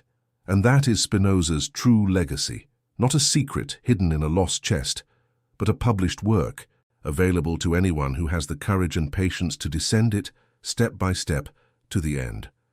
So if there is a lesson to take from this story, this fiction built upon a truth, perhaps it is this. Do not fear clarity, but take your body with you when you descend.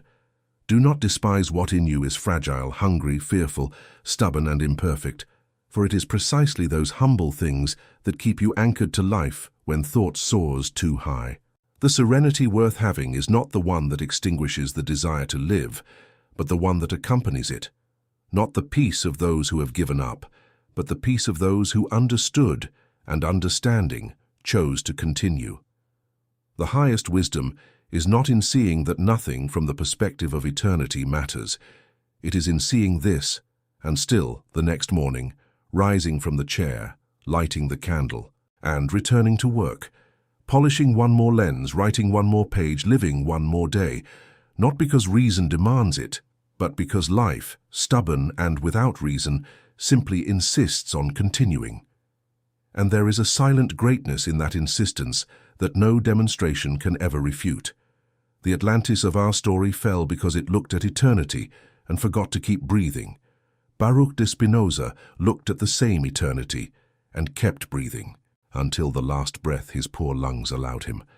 In this, and not in any lost secret, lies the true revelation. In this lies the map he truly left us, in plain sight for anyone who wishes to read it. The candle finally goes out. The philosopher rests.